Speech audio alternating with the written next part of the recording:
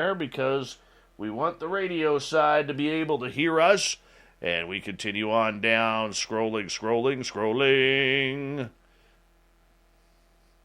And where are we? Robert Moore, thank you so much for kicking off the super chat tonight, my friend. We really do appreciate earning your super chat just like that. It's a great way to support the show and what we do on a nightly basis, so thank you. John Hudson, how's your fedora? Jurassic Joey, say hello to all of us, and we'll say hello to you. All right, we are caught up for right now. Merle's on here in about 29 seconds. Our special guest, Margie K. She's got a lot of stuff going on. Man, this lady's busy. Very busy. UFOs, ghosts. She does it all. She literally does it all. We're going to find out here in about 15 seconds. Remember, if you're brand new here, hit that thumbs up, hit that subscribe button. We really appreciate it. And we're going to get going here in 5 seconds. So get your horns up. Let's get ready. Mr. Bumblefoot is going to rock us in.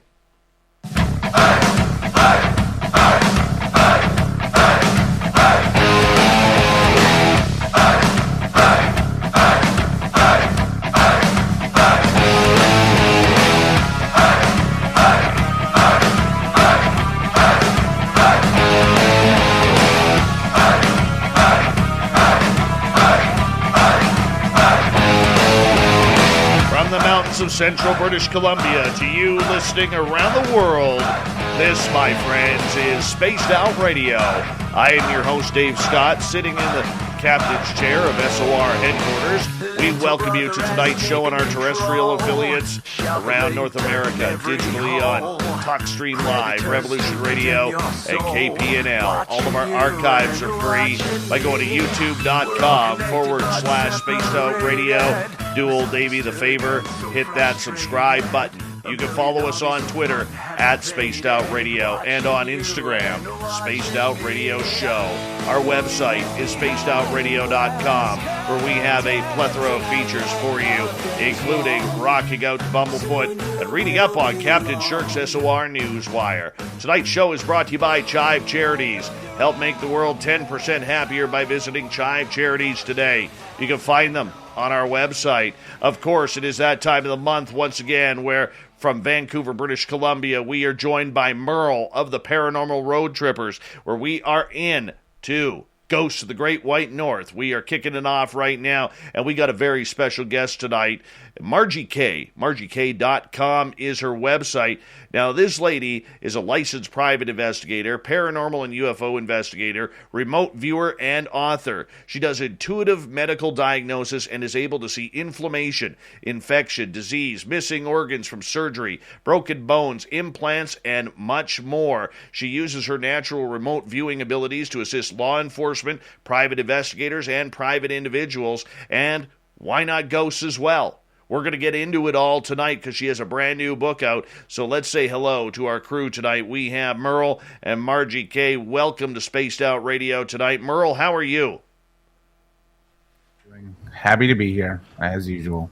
Always good to see your excitement coming into the crowd. Margie, thank you so much for joining us. It's really a pleasure to get to know you tonight. Well, you as well. Thank you for having me. All right, let's start with you, Margie, right off the bat here, because we all know Merle. We all love our Merle around here. But for you, you are somebody who is an experiencer. You are an investigator. Why tackle so many different projects at once? How do you even have time to sleep? Well, I don't sleep a lot. My mind is constantly going. And I gave up a long time ago trying to just concentrate on one thing because I'm just one of those people that can't do it. I've got ADD, and I have to do multiple things at once or I'm just not happy. Oh, I know that feeling. All too well. For you, being in UFOs, being an intuitive, being a paranormal investigator, do you have a love for one more than the other? No, I love them all equally. And that's the problem. That's why I have to do all of them. I mean, if there's a Sasquatch investigation or if there's an animal mutilation or UFO sighting or ghost problem, I'm on it. And I enjoy doing all of it, but I also believe that anybody who is an investigator of any type really needs to be well versed in all of these things because a lot of times there's crossover. And, an inexperienced person or a person who only has experience in one of these fields will often miss things. And so, I enjoy learning about it and teaching about it and doing it. For you, going back way in time, do you remember your first experience? Oh, yes, most definitely. My first paranormal experience was when I was 11 years old. And my sister and I had gone to bed. It was dark in the room. She was in her bed across the room from mine. And I looked at the foot of my bed. I saw this white thing, and it just formed it from this like fog into a really solid looking face, but it was transparent. It was a head, just this disembodied head floating at the foot of my bed about 6 feet off the ground. And I just looked at it, and I had no idea. I knew it was a man's face, but I didn't recognize it. And I said to my sister, I said, "Do you see that at the foot of my bed?" Well, she started screaming. And then my brother and my father came running up the steps, turned on the light, and the head disappeared because they turned the light on. I figured out later, what happened, that it wasn't dark. And my father asked me what it looked like. So I tried to describe this, and he ran and got a photo album and opened it up. And he says, was it any of these people? And lo and behold, it was his father, my grandfather, who died before I was born. I'd never met, I'd never seen a picture of him before that. No. And so that was my first introduction to the paranormal. How old were you when this happened? 11. 11. So here you are, 11 years old, still, turning from young kid into young teenager, and you got a lot of things going on, and now you throw this. Did it all of a sudden open up your entire intuition after that? Well, my intuition was open before that. I knew that I was psychic before I was age 3. And my whole family knew something was up because I was predicting things and knowing things I couldn't know and seeing things that other people didn't see. But at that point, I knew there was something to ghosts. I knew ghosts were real. And that was my grandfather, and he was trying to contact me. Now, I could see his mouth moving, but I couldn't hear him. So that would come later. The clairaudience would come later. At that point, I was just clairvoyant, and I could see that. But as the years went on, every year, right around my birthday, usually right before, right on my birthday, some new ability would come in. And I found that happens with a lot of people right around their birthday. So that has continued my entire life, and it's just, grown exponentially.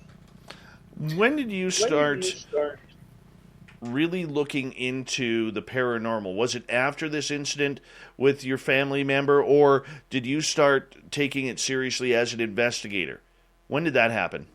That was right at that time. I started going to the library and checking out every book that I could on ghosts and the occult and anything paranormal.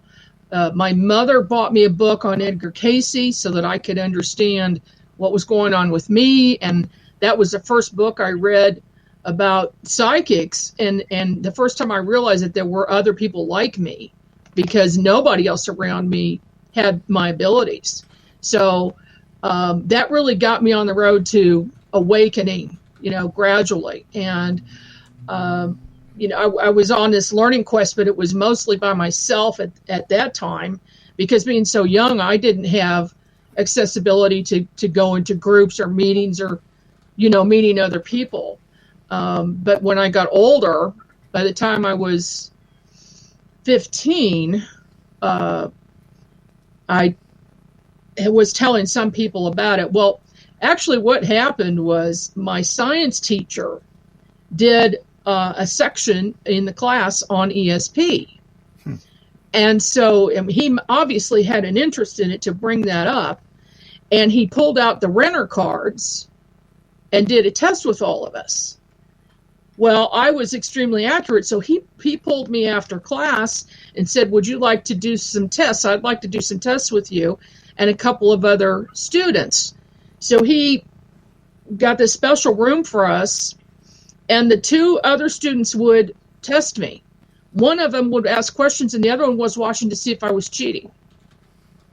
And I was so accurate that after about 3 weeks of this, he said, we're not going to do this anymore. And I was upset because he was really the only other person I'd been able to talk to about this, because other people had made fun of me and I'd learned to shut up, and I didn't tell the other kids or other teachers about what I could do.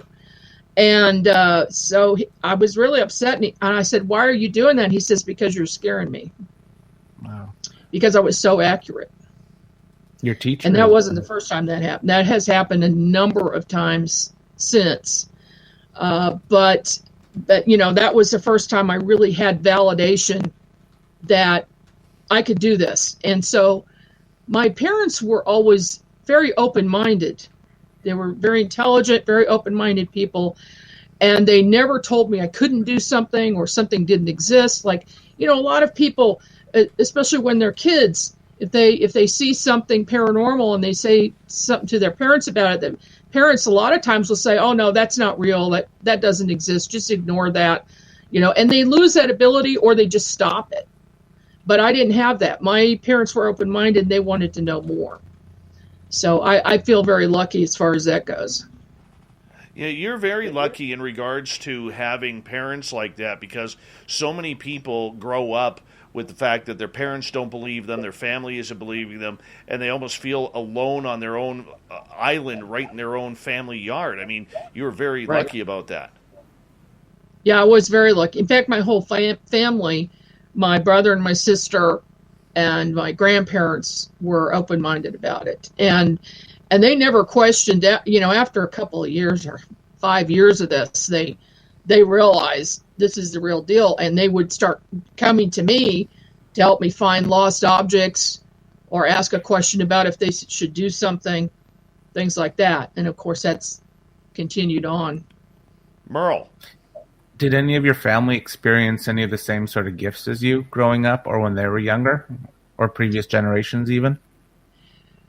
I believe that both sides of my family, there were psychics. On my mother's side, on the Italian side, as you may know, Italians are somewhat superstitious about things, and they believe things that other people don't.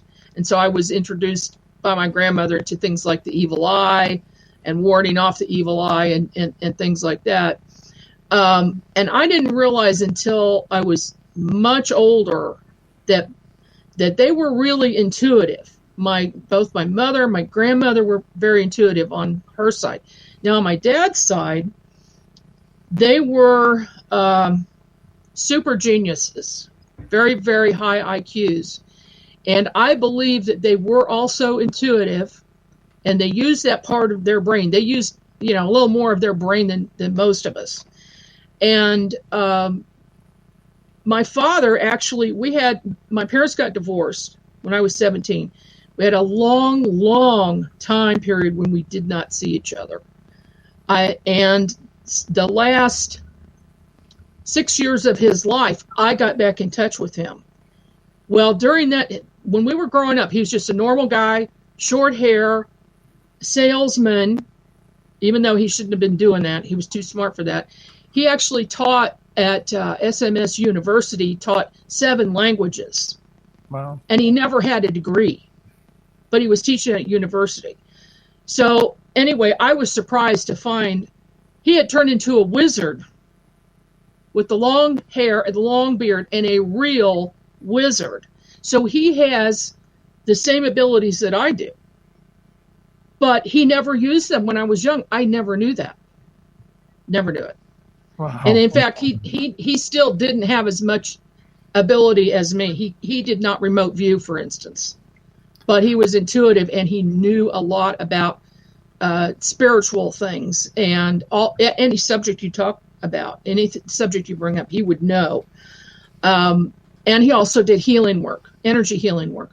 And on my path, I was doing psychic work, remote viewing, mediumship, and healing work as well. Very, very similar path, but we never discussed it until 6 years before he died.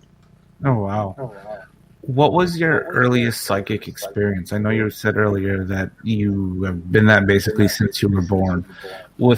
First experience where your parents observed it as well. That would be, I think I was about a little bit younger than 3. And we were outside one late afternoon at dusk, and I started seeing these energy fields around trees. And I asked my parents what that was that I was looking at, and they looked and they didn't see anything.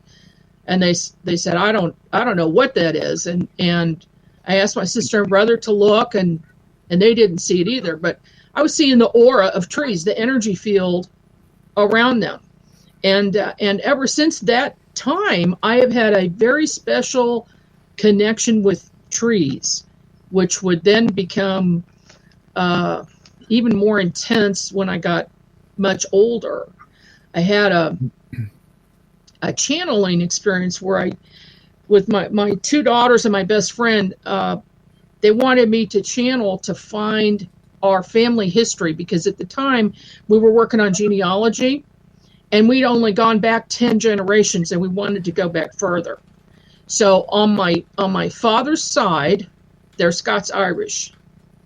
And so I did a channeling, and all of a sudden, I see trees, and in the background, and these 2 people walk forward, and it's a man and a woman with long white hair and wearing robes, and they looked ancient. And they said, "We are the Fear Non Guln." Well, I had no idea what that was. And they let me know that our family has a connection with the tree spirits, or spirits of the trees. And they said that they used to interact with mankind, but for many years they had not, because mankind had pulled back and they're no longer connected to the earth or to the trees. And this was like a reconnection. I knew these people during this channeling. So we wrote that down, and then I got a book on ancient Celtic, and looked it up, and Fear Non Guln means spirits of the trees. So, I mean, here is this language that came through that I had no idea about. But that's when I was first got connected to trees, was when I was very, very young, and that was my first real psychic experience. Knowing what you know about your dad in the later years and when you were a child, do you think he had that same gift back then from when you were little, and he just didn't say anything and let it play out with you, so you evolve? He may have had it, but I don't even think he was aware of it, or he paid attention to it. Right. I don't think he paid attention to it until my parents were divorced and he had time alone to reflect on things, and he just gradually went down this path that he was supposed to go down. Obviously. His name was The Wiz. He was very, very well known in Montana. He lived in Livingston, Montana, and the reason he went there is because Edgar Cayce said that was one of the places people should go. So, I'm more the UFO guy. Do you recall your first UFO? Yes, I do. I had been interested in UFOs, so I had experiences at a very young age, but I didn't know it. Okay, so the first time this was in my face was I was 17 years old, and we were driving. My mother took us on a trip to Mexico. We were driving through Oklahoma, and my brother says, "What is that thing over there?" And we all looked. I was driving, and we all looked out, and here is this cigar, silver object, large object with no wings and no tail, pacing us for a long time, not that far away. I mean, I would guess now maybe about 2,500 feet to 3,000 feet up, and maybe 3 football fields away. So it was pretty close. It was pretty big, and it stayed with us for some time, and then it disappeared. It just wasn't there anymore. So looking back on it, I mean, that was an in-your-face UFO, and that's when I realized, yeah, there are UFOs. And so then I got really interested on that track. That's what set me off there. Now, be honest, do you have some aliens too? You got aliens? You mean, do I have them visit me? Yes. And then talk to them? Oh, yes. Oh, hell yes. Knew it. Oh, yeah. Knew it. Yeah. Yeah, all the time. And now I contact them and they come in. Oh, really? Oh, yeah. How do you do that?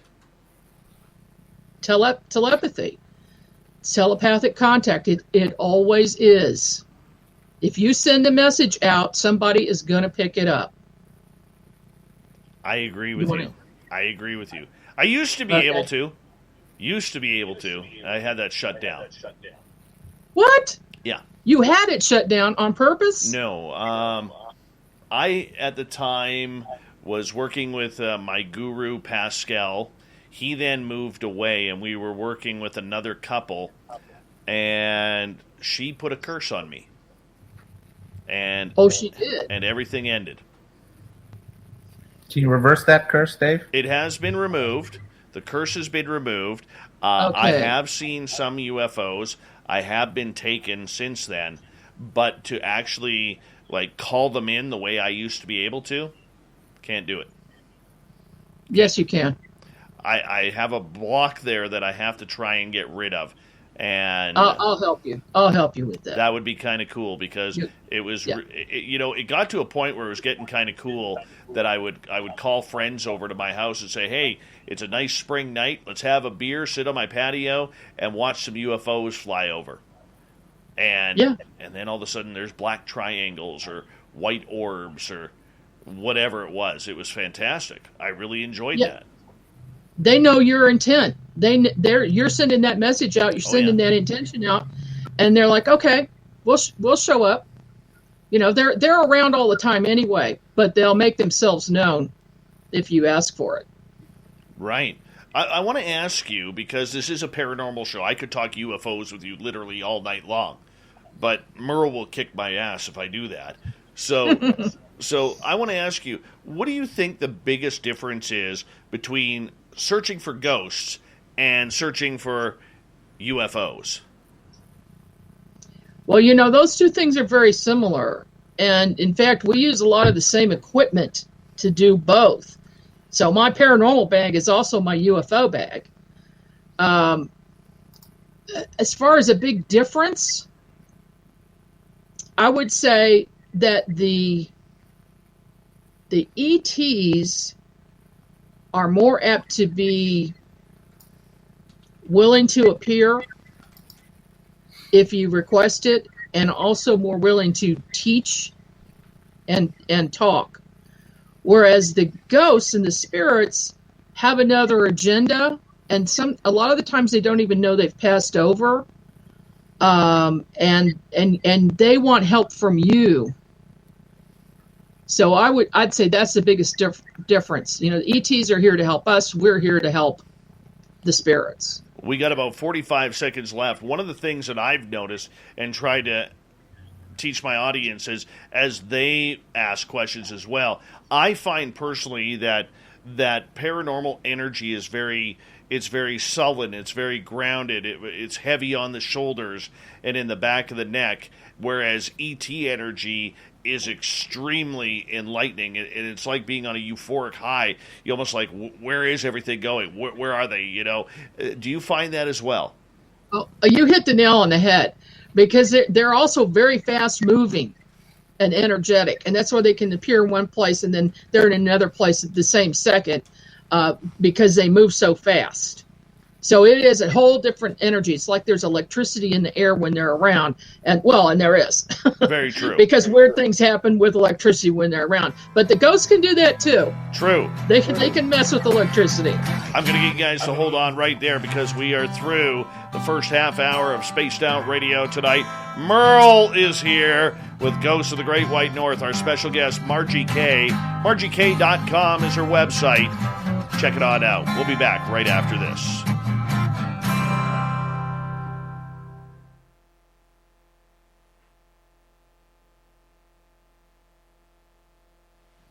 All right, we're clear.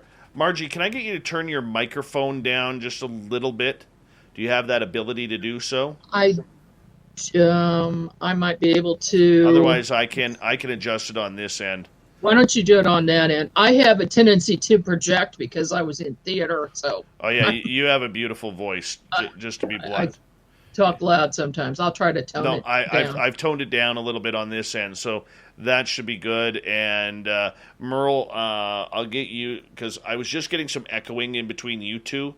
So Merle, I'll get you just from where you were talking, move just like an inch back. That's all I need is an inch. That fine? Yeah, that's good there. All right. So we'll try that out. Yeah, it's exciting. I love the combination of UFOs and ETs and everything, you know. I have a UFO question for when we go back on. You do not. I have a UFO question. You do not talk like that, Merle. Shame on you. Did you get your Gibson Les Paul? No, I did not. No, not yet. That's Maz. Oh, okay. Yeah. Okay. Yeah. You're gonna get a Gibson Les Paul? That is the plan. Yes. All right. Yes. I mean, if you're gonna go hard, you might as well go hard and expensive. No, you get a Gretsch. No, Gretches are ugly. Gretches are traditional. They're ugly. Or a 54 Stratocaster. Burnt sunburst. That's nice. Custom. Buddy Holly's is for sale, $100,000 in Australia. No, it's okay. Is that all? I know, right? That'd be my first purchase if I won the lotto.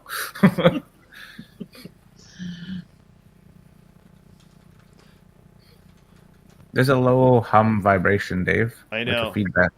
I know. I think I don't know where that's coming from, so that's okay. It's not too killing on the audio, so we're okay with it. That half hour flew by. Totally.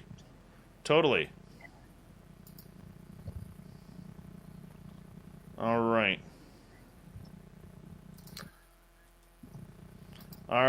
Yeah, you only hear it when we're quiet, so that's okay. We're not going to be quiet for too long. All right. Vinman says that hum is from all the Merle in the air. I like it. Louder. Mm-hmm. You got a lot of people in chat. Yeah, not yet. It will go well over 100 tonight. We have a very loyal audience. I don't know why. I think it's a strong audience. Strong audience. They love their Merle. I can see that. Mm-hmm. Yeah, the highest amount we've had was Lou Elizondo. We had 405. Oh, yeah. That's hard. Bet. That chat room, I couldn't even keep up. I could not even keep up. Commonwealth Andrew, I have seen your Les Paul and SG. It is very they're very beautiful. I'm very jealous.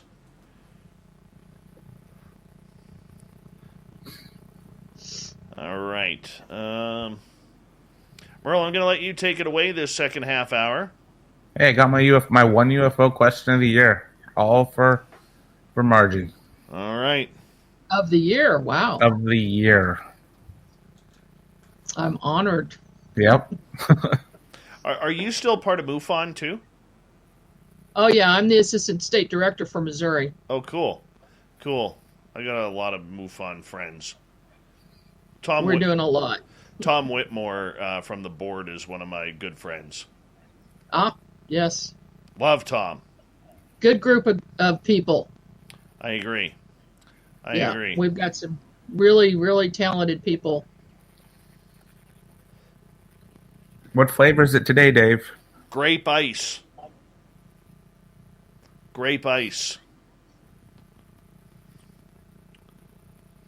Merle, you should have seen my boy last night playing Rock You Like a Hurricane with a distortion pedal. That's awesome. Yeah, now he's hitting me up. Daddy, can I get a distortion pedal, please? Yeah, we can get one. Do it. Oh, absolutely. Absolutely. How old is your boy? He's 8. Oh my goodness. Yeah, he's literally been a metalhead since he was like 3. So. Whoa. Yeah, it's pretty a little cool. Influence from Dad there? Not much, to be honest. He just likes it. He just really, really likes it. Hold on, guys. Here we go.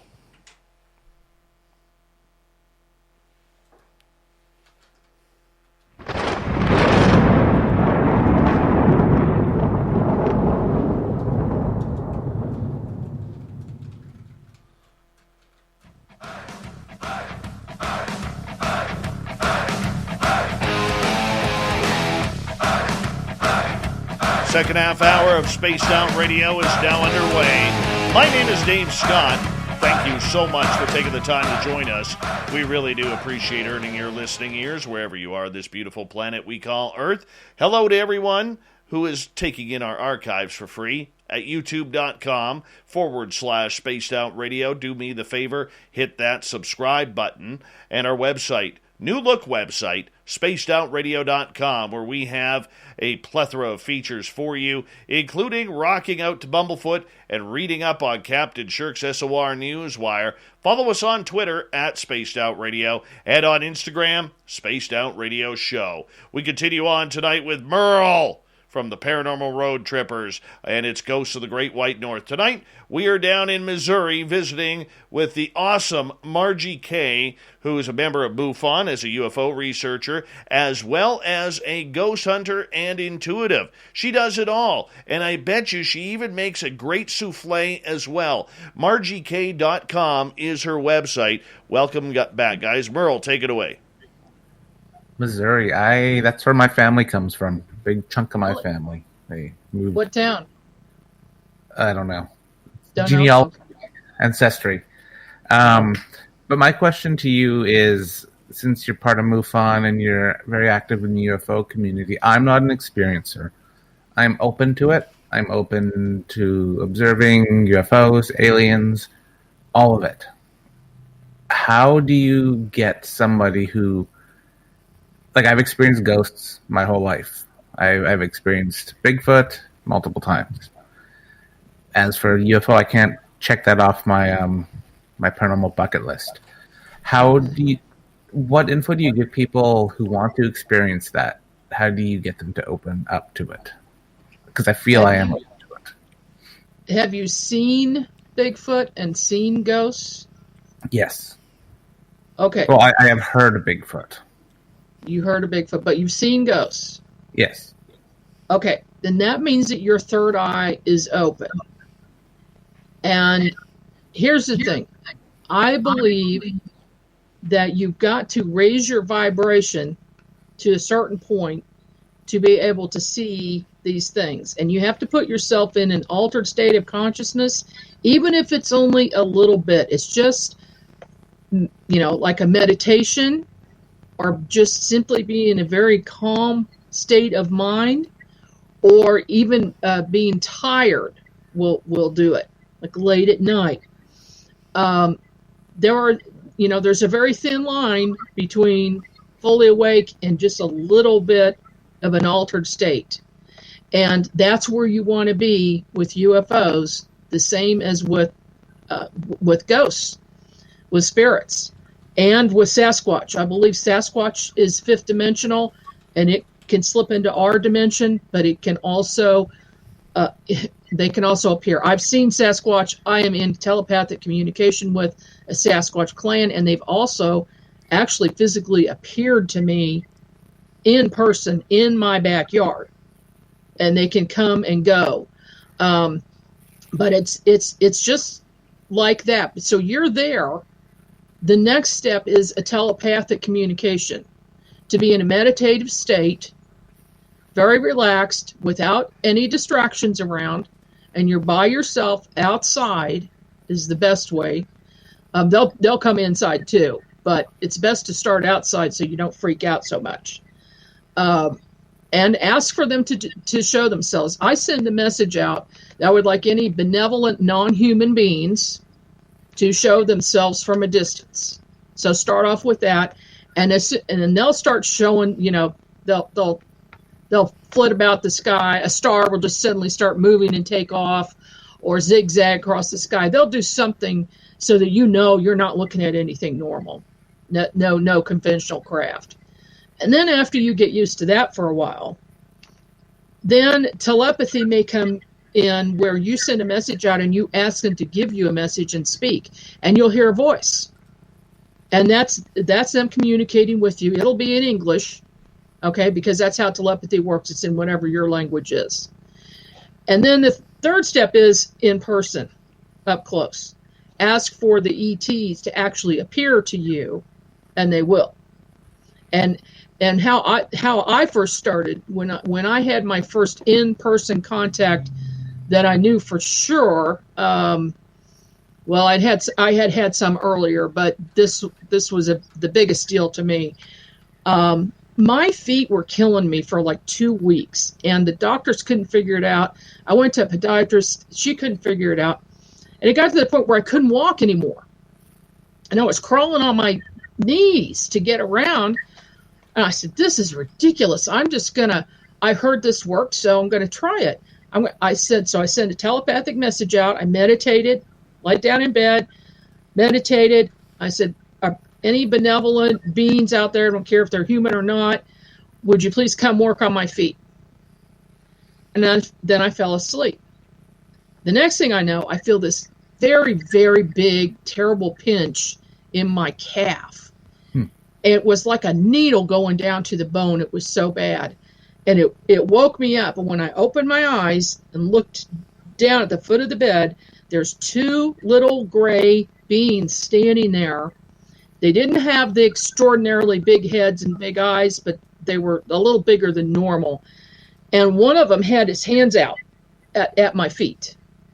The other one was just standing there. And I could feel the presence of a third one to my right, but I didn't see him. And I freaked, Here is this non-human entity in my house, in my bedroom. And, I screamed and I threw the covers over my head as if it's going to help, But that's a normal human reaction. That was my reaction to it. And then I pulled the covers down and looked, there was nothing there, but I could still feel their presence. So I realized later, and then this happened several more times with different types of extraterrestrials and interdimensional beings, and now multiple ones. And I have a relationship with some of them. But what I realized is it was my vibratory rate that determined whether I could see them or not. So see, I had been meditating. I was in a sleep state, woke up from the sleep state. I was still in that state of mind. I could see them. And then my fear jumped me right out of that, right down into a lower vibration. So I'm not saying that won't happen the first time it happens to you, because it happened to me 3 more times with different beings until I finally calmed down to the point now where if one shows up right now, like I sense one right now in this room, I'm not going to freak out. It's a normal thing. So that's kind of the process that you have to go through, but it'll work. The whole key is meditation. I teach a class, a remote viewing course that trains people how to raise their vibration and learn how to meditate effectively. But that's, get online, try different meditation techniques, because that is a whole key to getting your mind, getting to that state of consciousness. How do you know what species you're going to get? Like, say, when you do all of this and you make contact with one, how do you know it's not? Because I've heard that there's the different species or races. How do you know you're not getting one of the bad guys? Well, you send the message out, you want only a benevolent beings of the light. Okay? And if you also, before I meditate or send a message out like that, I'm going to put white light around me for protection, just like you would before you go on a paranormal investigation. Okay? People use different forms of protection, whatever you want to do, carry a white crystal with you, clear crystal, quartz crystal, things like that, for protection. Whatever your belief system is about that, then the negative ones will not come in. I've learned that over the years, and 99% of my experiences are good experiences, because that is what I'm attracting, and I'm repelling the negative. Have you ever had the unfortunate of a bad one coming through? Yeah, one time. Okay. I had just been at a conference and encountered a reptilian who walked out of a person and stood beside them. And the reptilians are very powerful, negative entities. Now, some people have had some positive experiences with some of them, so I don't want to say that that's not possible. But in my experience, they are negatives. Sometimes people call them demons. They've got claws. They look ugly. They look scary. But he walked out of this person and then walked back in and told me there was nothing I could do. He was possessing that person. Okay. 2 weeks later, it's standing in my bedroom. And that was very unnerving to me. And I got rid of it, but it wasn't easy.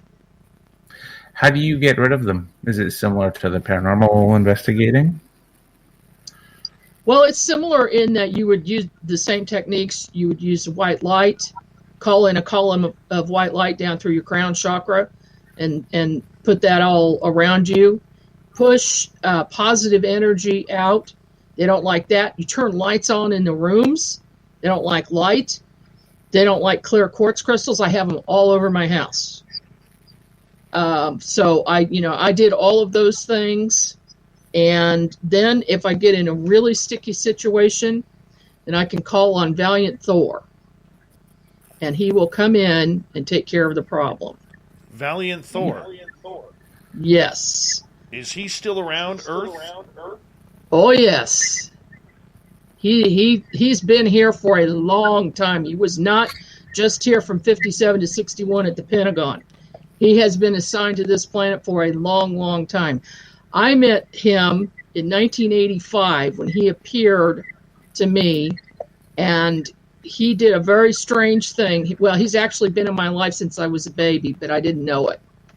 I got to tell you this story. Please do.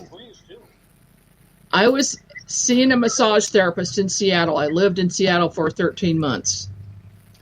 I went to the massage therapist, and I took my brother and my 2 kids with me because we were going to go to the fish market afterwards. And so we're getting ready to leave, putting our coats on. All of a sudden, the massage therapist says, "Would you like to try a light experiment?"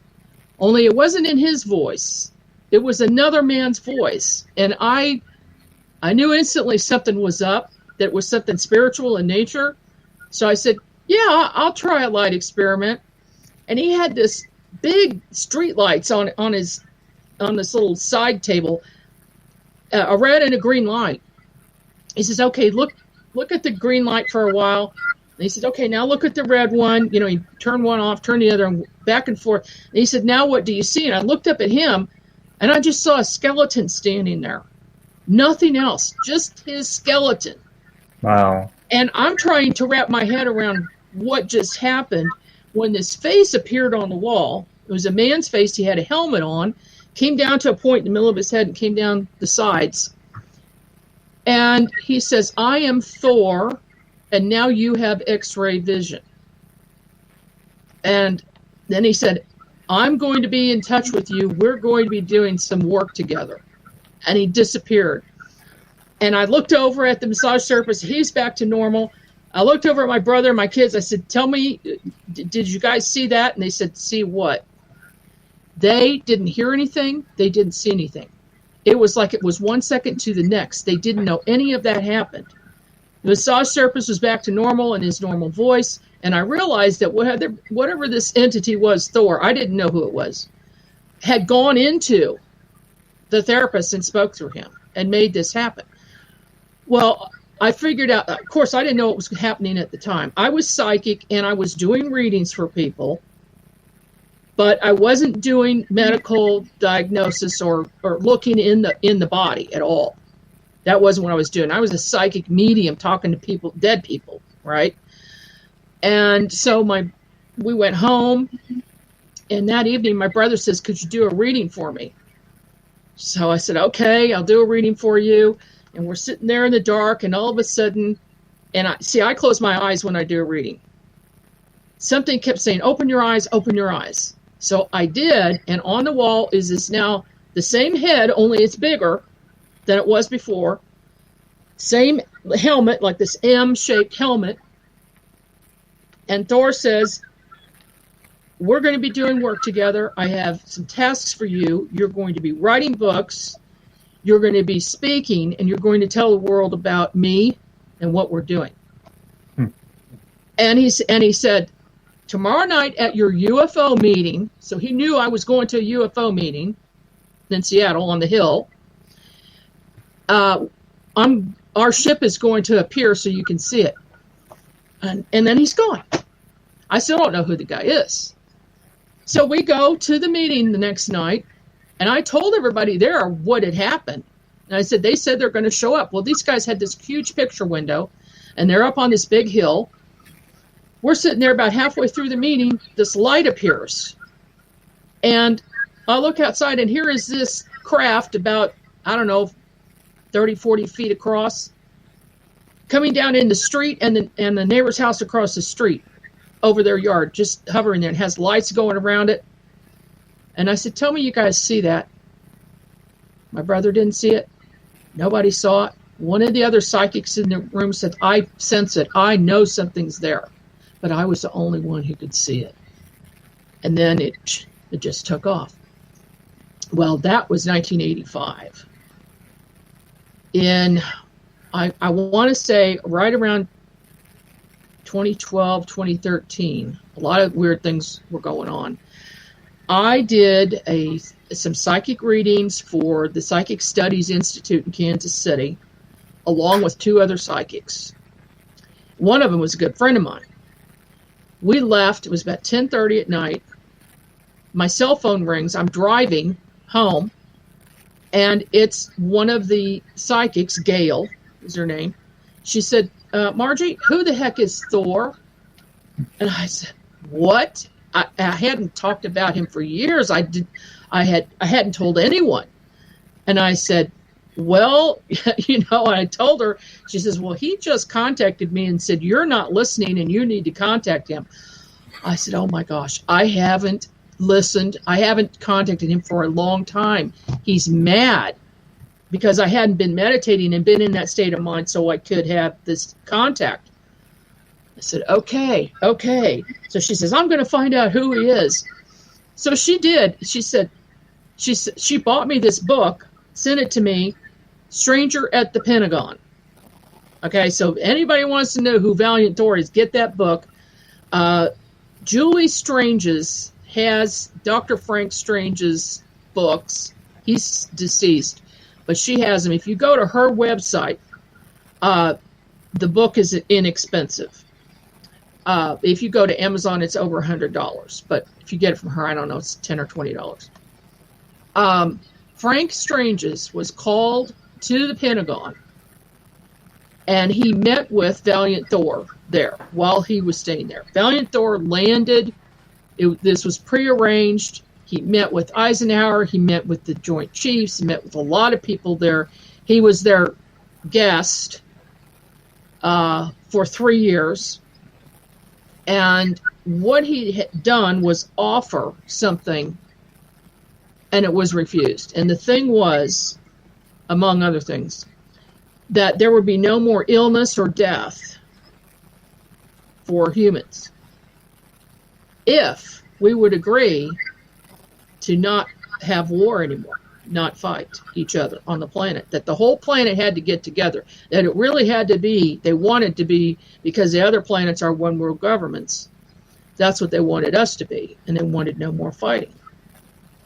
And Eisenhower came back and he said, "No, we're not going to take that because it would destroy our economy, because there would be no health system, there would be no hospitals, there would be yada yada." Anyway, he tried to get through. He did give them some technology, a little bit, and then left. But he didn't leave the planet. He's still here. He has a craft. It's called Victor 1. And it's at Lake Mead. Well, he and I have developed a relationship. He has appeared to me physically transparent, but not solid. But he's appeared transparent. He saved my life at least 3 times. One time in particular, I had pneumonia, and I knew I was dying, and I asked for his help. And every time, I don't bother him because he's busy, unless it's a dire situation. I will ask for his help. He helped me in the case of the reptilian and got rid of him, and he helped me. And this particular time, he appeared as a ball of gold light, though. But I knew it was him. I could feel his energy. And the ball of light went into my chest. The next morning, I woke up, and I wasn't sick anymore. It was just gone. There was absolutely no trace of pneumonia or bronchitis or anything. And so he has some special things for me to do. That's why he's in contact with me. He's told me he has, what he did in 1985. It was waking up a seed. It was activating a seed. In other words, activating a new ability. It was in there. It wasn't activated. And, it's complicated how these things happen, but they choose certain people to raise their vibrations and raise their awareness level so that they can help other people raise the consciousness of the planet. So we're assigned to, 10,000 or 100,000 people to help raise consciousness. So that's why I do radio shows. That's why I write books. That's why I do NX News Magazine. All of these things is because of that agenda. And as long as I stay on that path, he helps me. If I want to do something else, he's not there. But that's how it works. I mean, that's basically it. Do you find that Valiant Thor is just sitting here in hiding for reason? Or do you think that he is still in physical form helping out the United States government or other governments of the world? He is currently helping many people, but he works with individuals rather than governments. He said they can't be trusted. So he no longer, they know of his existence. They know he's there. And I'm sure he's in contact with some of them, but it's on an individual basis. So he goes around and he's like, overseer over a lot of different people that he's been in contact with. And one of the things he wants me to do, and I'm starting it in January. Well, I've already started it, but I'm going to, stop everything else in January and do this. I'm writing a book called Thor, and it's just about him. My contact with him, other people's contact with him, and other people are reaching out to me. He told me he would send them to me, and he did. He put me in touch with Craig Campobasso, a Hollywood film producer, and now writer. And, he just wrote a brand new book about the different extraterrestrial species. He's been in contact with Thor for many, many years, and he lived right next door to Dr. Frank Strange's. And so, we are connected in that way. So it's going to be all about that and new contacts. And if anybody else has had contact with them, I want to know, because it needs to go in the book. All right. I'm going to get you guys to hold on right there, because we are going to go to break here at the top of the hour. Ghosts of the Great White North. We got Merle here from the Paranormal Road Trippers. And, of course, he joins us once a month to talk all things paranormal. Our special guest tonight, author, researcher, paranormal investigator, Margie K. MargieK.com. Yeah, we're going to get into some ghosts. She's got a brand new book out as well. We're going to talk about that and more on Spaced Out Radio right after this.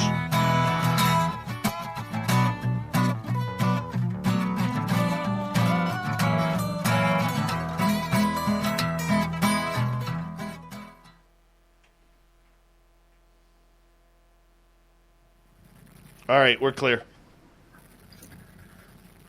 Love That's me a good some half hour. Love me some Valiant Thor. Oh yeah. You might. I'm sitting here listening, and then all of a sudden you said Valiant Thor, and my ears just went boing, like straight up, and I was like, "Ooh, we got to talk about this." So you are familiar with him? Yeah. Has he contacted you? No. I did once get a strange feeling about Indrid Cold one day. Oh. Yeah, that happened a couple of years ago. That didn't surprise me because it came in between conversations with Alan Greenfield. And so that was kind of cool. Who's that person, Dave?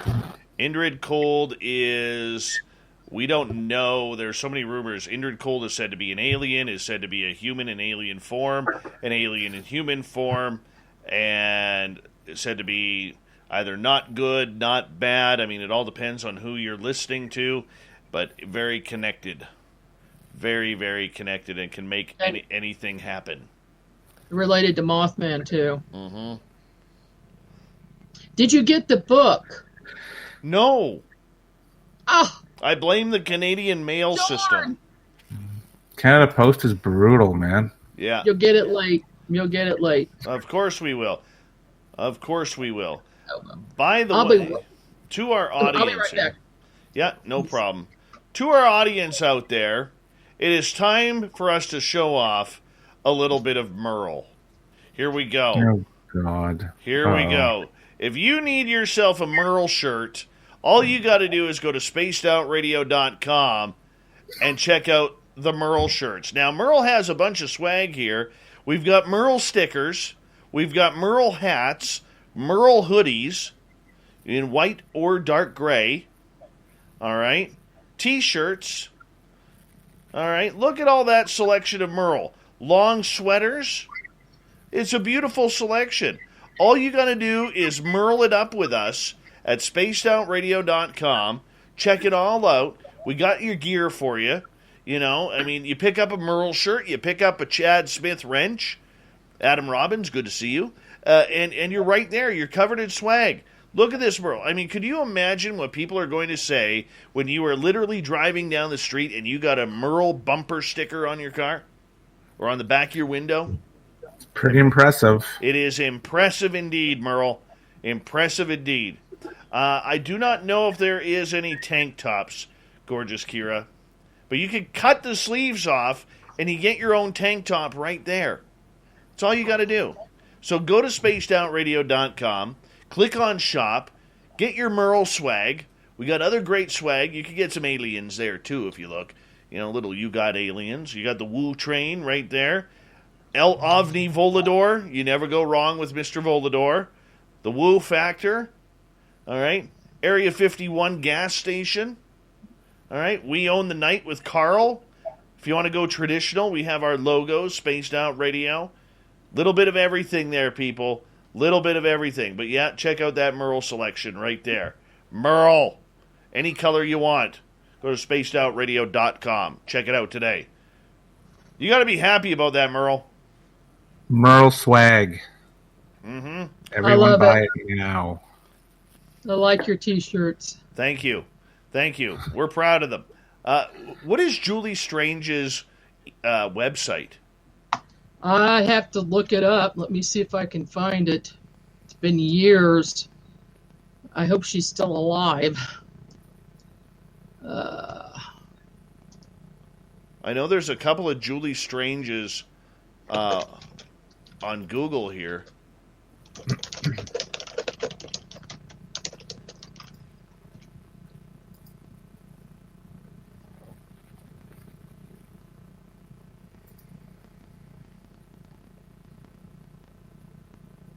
Oh! Well, let me see here. Stranger at the Pentagon Revised, $18.99 on Amazon.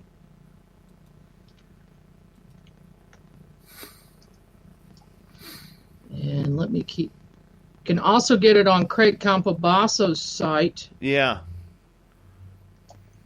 He has a short movie on YouTube.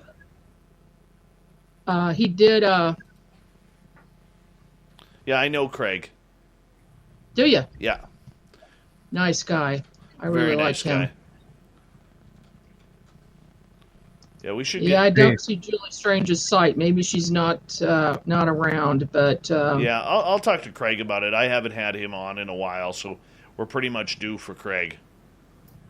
Oh yeah, you've got to talk about his new book. But he's got the short film Stranger at the Pentagon, and he sells those books on his site too. Yeah. Yes, Merle. I have another UFO question, top of the hour. You do not. I sure do. Shame on you. Did you see I asked 3 in 1/2 an hour? I think it was 4. That could be a record for you. That's 4. That's in my 6 years of doing this with you. I haven't even asked 4 UFO questions. You haven't asked 4 questions since we've been doing this show for a couple of years. That's beautiful. Vanner Smith, good to see you. Big thank you to Pascal and Robert for the super chats tonight. It's a great way to support what we do on this show on a nightly basis. And a big thank you to all the veterans out there tuning us in. We love you. And here we go with hour number 2.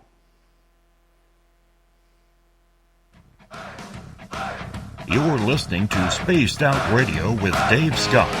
Follow Dave on Twitter at Spaced Out Radio and on Facebook, Spaced Out Radio Show. Here we go with hour number 2 of Spaced Out Radio tonight. My name is Dave Scott. Thank you so much for taking the time to join us. We really do appreciate earning your listening ears wherever you are on this beautiful planet we call Earth. And we want to remind you that you can check us out on our terrestrial affiliates around North America, digitally on TalkStream Live, Revolution Radio, and KPNL. All of our archives are free by going to youtube.com/Spaced Out Radio. Do me the favor, hit that subscribe button. The Desert Clam has set the password for tonight in the SOR Space Travelers Club. Vastation. Vastation is your password. Use it wisely, space travelers, as the Clam sets the password each and every night right here on Spaced Out Radio. Our website is spacedoutradio.com, where we have a plethora of features for you, including rocking out to Bumblefoot and reading up on Captain Shirk's SOR Newswire. Follow us on Twitter at Spaced Out Radio and on Instagram, Spaced Out Radio Show. We continue on tonight with Ghosts of the Great White North. We got Merle with us from the Paranormal Road Trippers, and we're having a blast tonight with Margie K. She's a member of MUFON in the state of Missouri. She is also a paranormal investigator. She's intuitive, and we could talk hours with her. We really, really could. And she got fantastic hair, too. And that's another thing that really I'm enjoying about tonight. But you'll have to check out the YouTube side or the Twitch side to see that for yourselves. And Merle, welcome back. You want to ask another UFO question?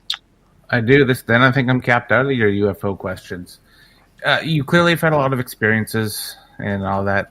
Have you ever been taken? Have you been on a ship? Yes? Yes. Do tell. Well, I think the most significant time was in early 2013. My husband was out of town, and all these weird things happen when he's out of town, or at least in another part of the house. I was lying in bed. I had just put my head down on the pillow, and I looked up at the ceiling, and this dark area on the ceiling was swirling around. It was like this hole opened up, and a hand came down. It was not a human hand, and there was an ET behind it. And what do? I get up and I take the hand and go up into this portal of some type, and the next thing I know, I'm on a ship, and the interior is a silver color. There's a desk, and he has me sit at a desk, and there's a screen, and I wasn't afraid at all. This was just like something that was normal, and I felt like I knew this ET. He was very tall and had thin arms, thin body. He was over 6 feet tall, though. Anyway, he had me look at this screen that just looked like a computer screen, flat screen. and I'm watching the Earth. I see from afar, and I see this asteroid come in and hit the Earth in Russia. And then this huge, gigantic explosion, and this debris and dirt and dust and just clouds and fire go over like 3/4 of the Earth. And I knew that this was an extinction level event, that the planet couldn't survive that.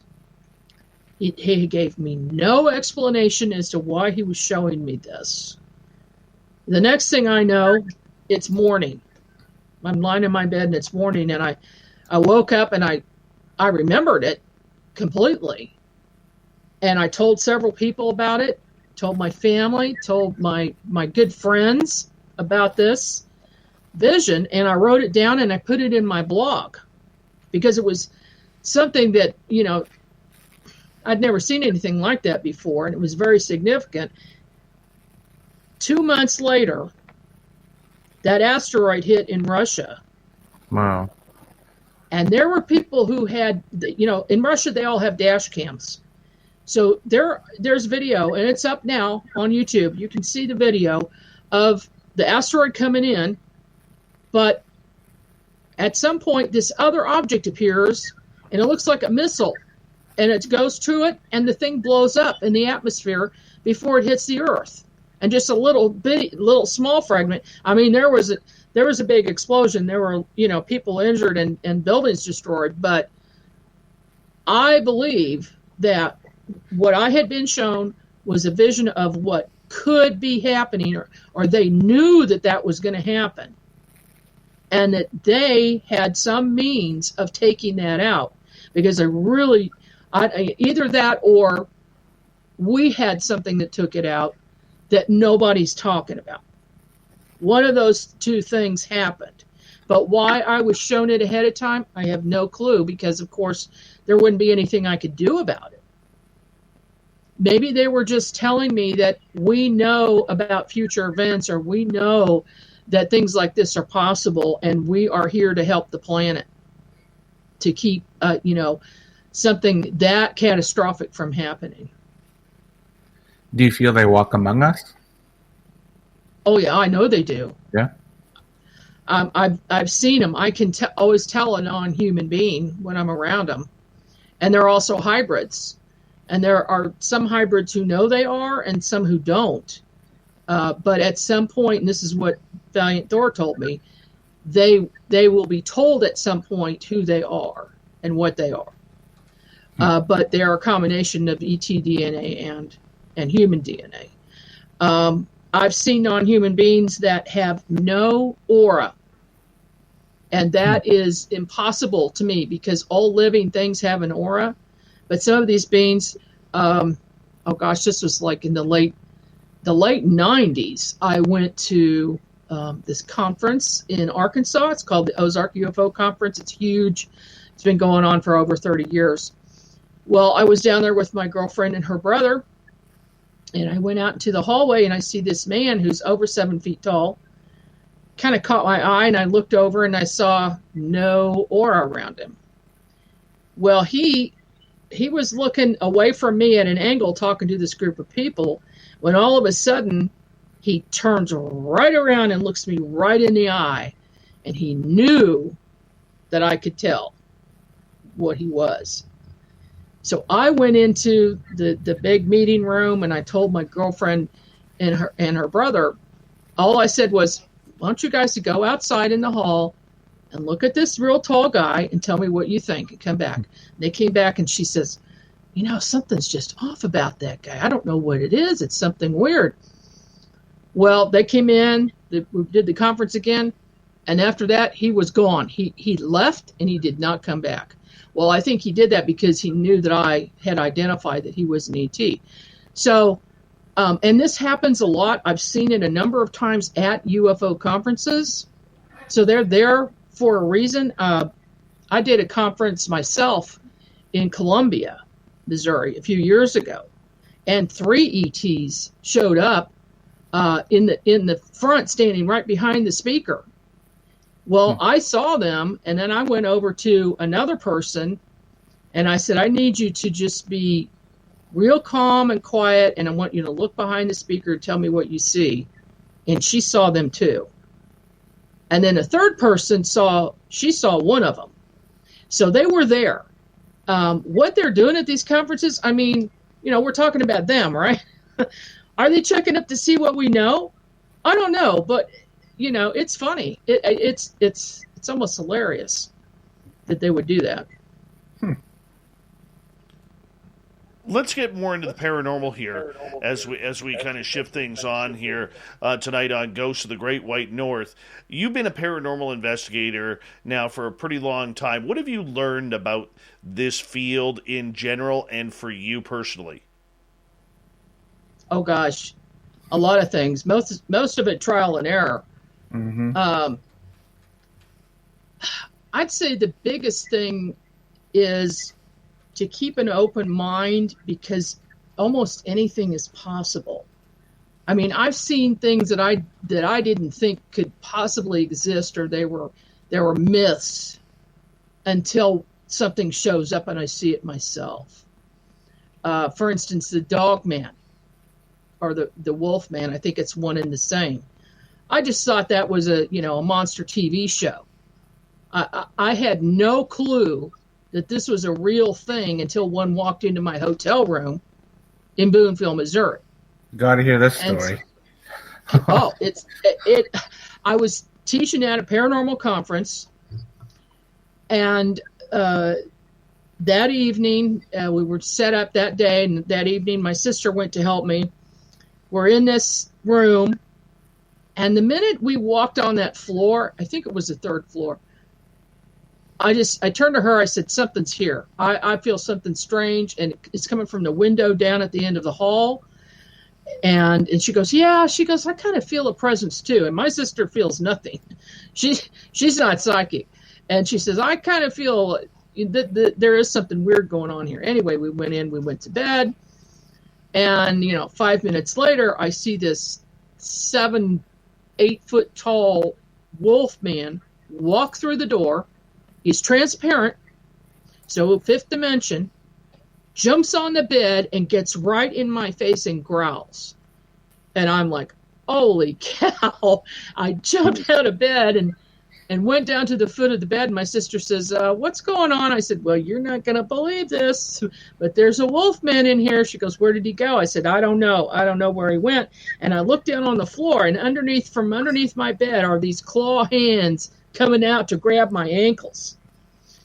And I backed up against the wall, and I knew right then I needed to call in Valiant Thor. And he came in with a big ship, was there instantly, sent a beam of light down through the whole building and spread it out and pushed this wolfman out away from there.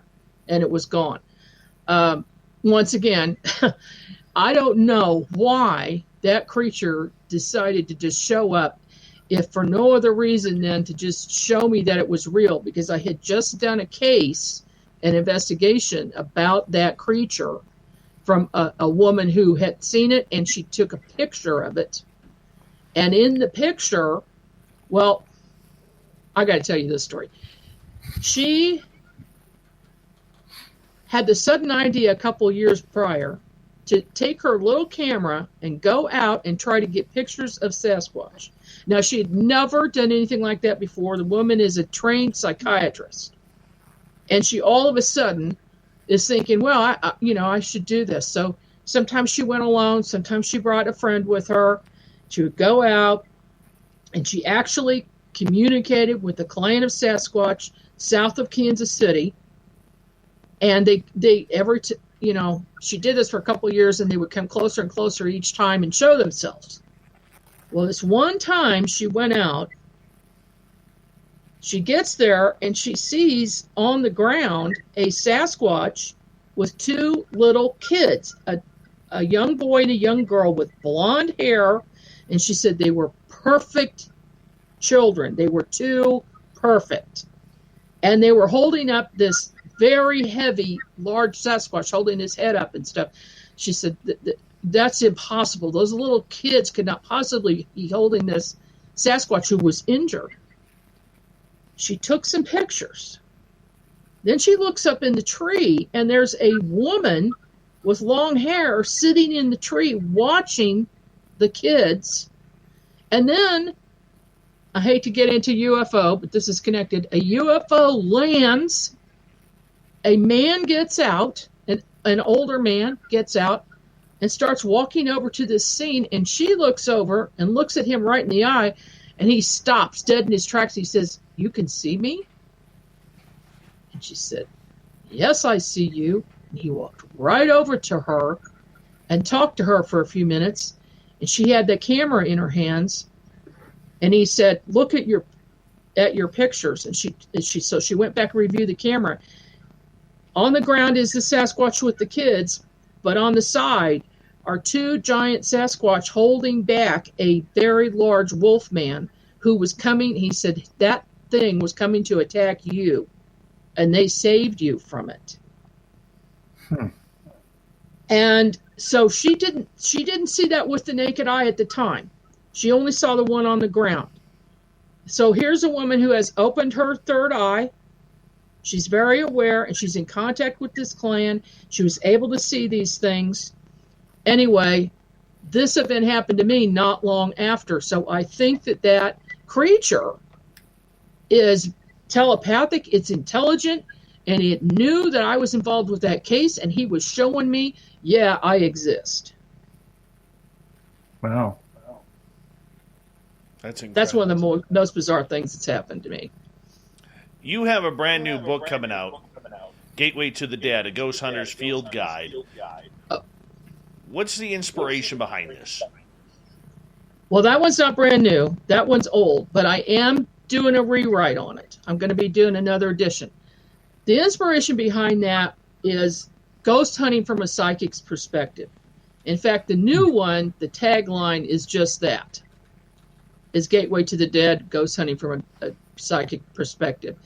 In it, I tell a little bit about me, how I got started in the field, and then I go into describe the different types of entities that a person might run into, the different types of equipment that someone might need to use on site, and I even show people how to make their own ghost box using a fan and a tube, which I found very effective and very inexpensive. And, I tell people what not to do, how to protect yourself, and even a meditation method to learn to meditate and to put yourself in the right state of mind to do communication. So it's a good book for people who are psychic and who want to use that more in the field, but also for anybody who wants to do ghost hunting. And, that was my intention, is for it to be for a lot of different people who are in the field.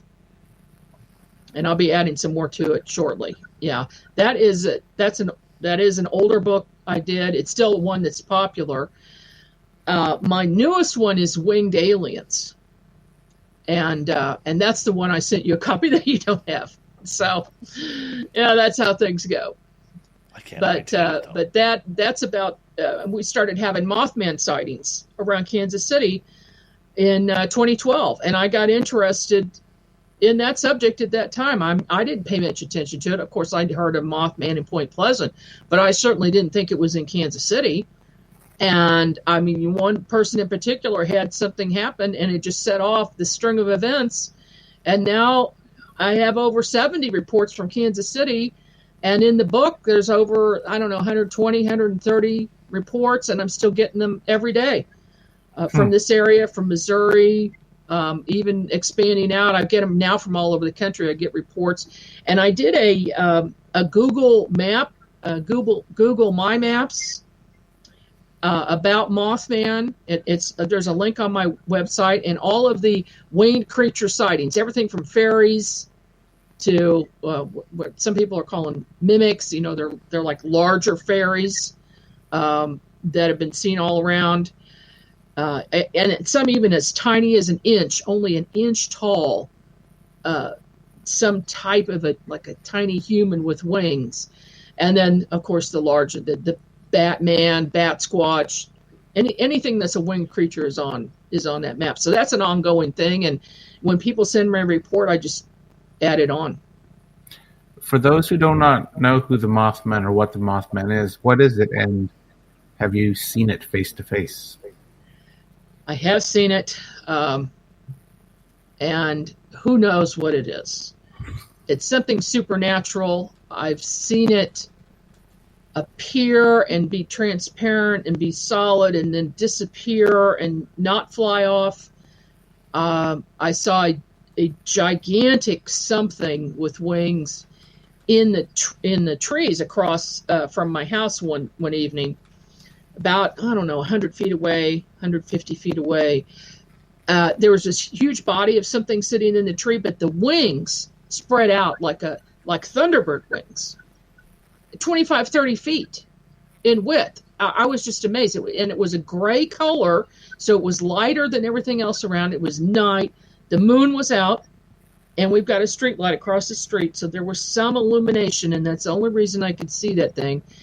And I'm looking at this, trying to figure out what I'm looking at, when I hear a noise in a tree in my yard that's close to me, and I look up, and there are 3 winged creatures that look like little pterodactyls or bats. They're like bat wings that were folded with the elbows folded at their sides. Just 3 of them sitting in the tree. They were about maybe 2 feet tall apiece.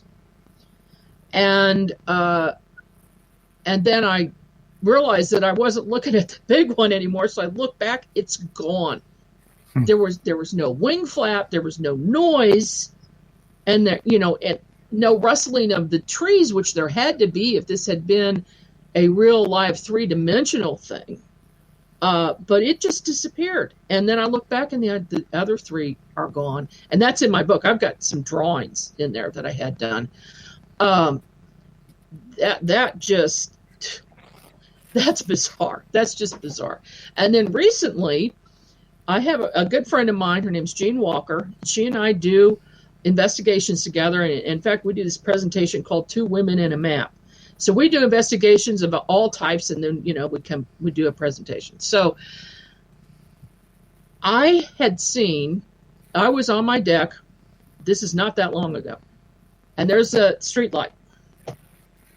I see a shadow of only a half of something with a bat wing. Okay, so just half of it, and a bat wing, and the bat wing goes down very slowly. And then the thing is no longer there. So it blacked out the light, and it made a big shadow of this on my deck. So I don't know how big it was. It was just gone. So I didn't see it with my eyes. I just saw the shadow. So I'm telling Jean about this. She said, Margie, at 3:30 this afternoon, I was on 435 highway driving south.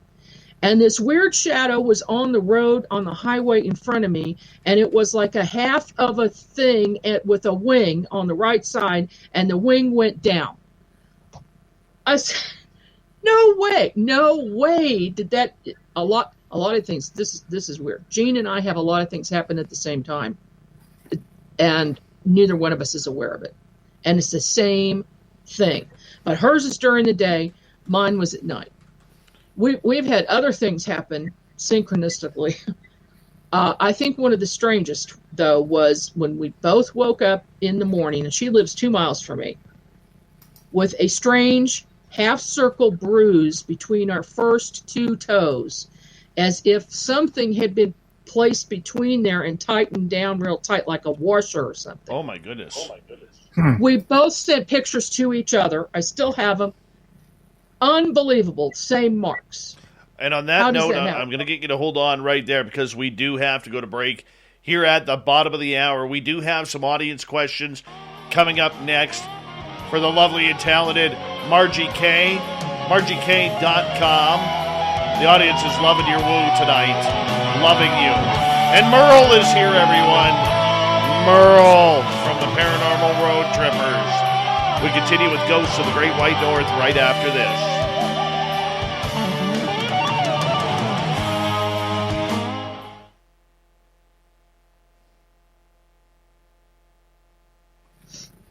All right, we're clear.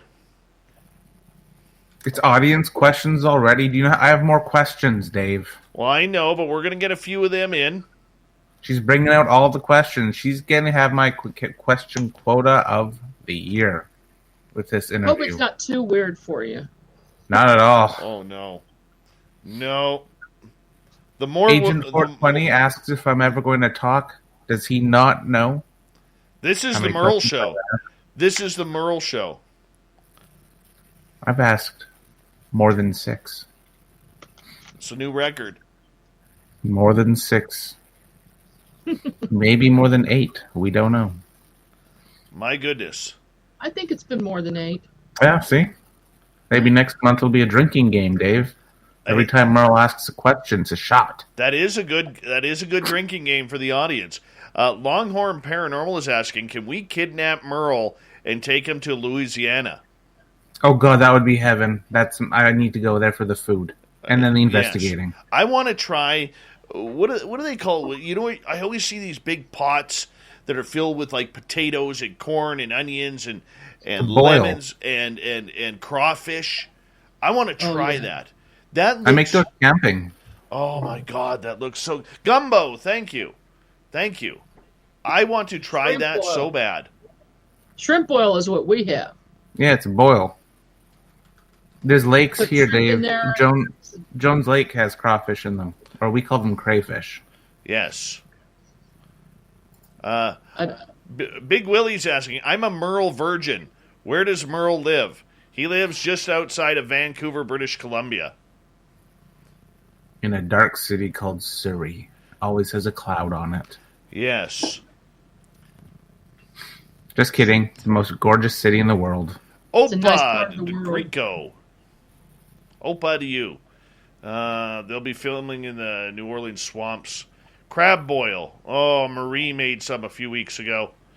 Oh, that just looks good. You can get you can fish for crayfish in the Vedder River too, in the canal. Yep. I think you're allowed 30 a day or something like that. Something like that. I think it's 30 or 50. But yeah, I've done my fair share of those boils camping. So good. I actually I get spices and stuff shipped from Louisiana, so it's proper. Nice. Or Louisiana. How do you guys say it? Louisiana?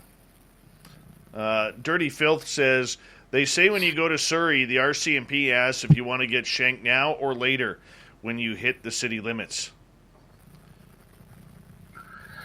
Well. That's actually a good... yeah, it's pretty realistic there. I can't say much to that. I'll say it. I live far enough away. Paula W. on Twitch. How are you tonight, beautiful? All right. We've got about 2 minutes, guys. 2.5 minutes. Back to what I was saying about my family tree from Missouri. Yeah. Civil War records.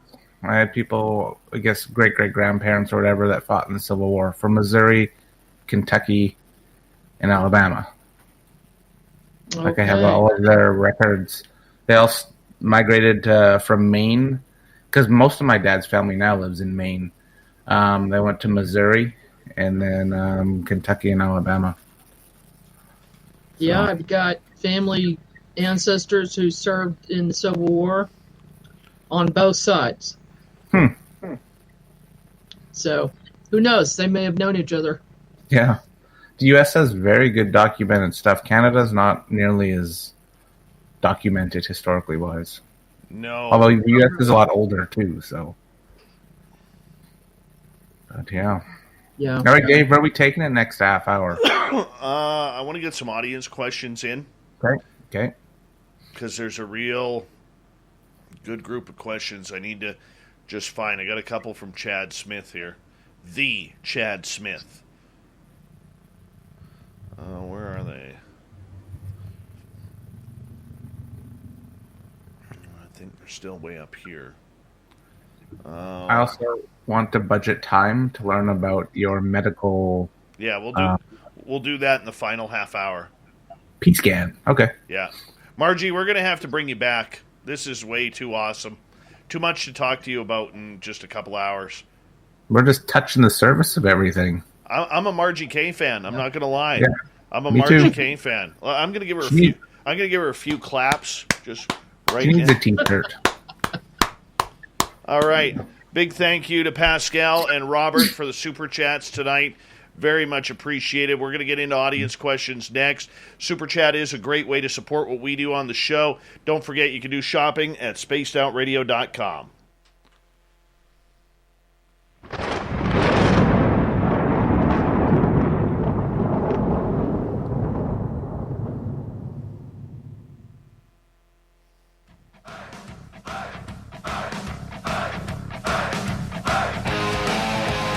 We pass the halfway point of Spaced Out Radio tonight. My name is Dave Scott. Thank you so much for taking the time to join us. We really do appreciate having your listening ears. Want to remind you that if you've missed portions of this show or others, check out our free archives by going to youtube.com/Spaced Out Radio. Do me the favor, hit that subscribe button. Our website is spacedoutradio.com, where we have a plethora of features for you, including rocking out to Bumblefoot and reading up on Captain Shirk's SOR Newswire. Follow us on Twitter at Spaced Out Radio and on Instagram, Spaced Out Radio Show. We continue on tonight with Ghosts of the Great White North. Merle is with us from the Paranormal Road Trippers out of Vancouver, British Columbia, and from the beautiful state of Missouri, we have Margie K with us. She's an intuitive, she's a paranormal investigator, she's a cryptid investigator, UFO investigator, wears a lot of hats. Her website, margiek.com. And we're going to get to some audience questions here for you guys. We're going to start off with Chad Smith here, the Chad Smith.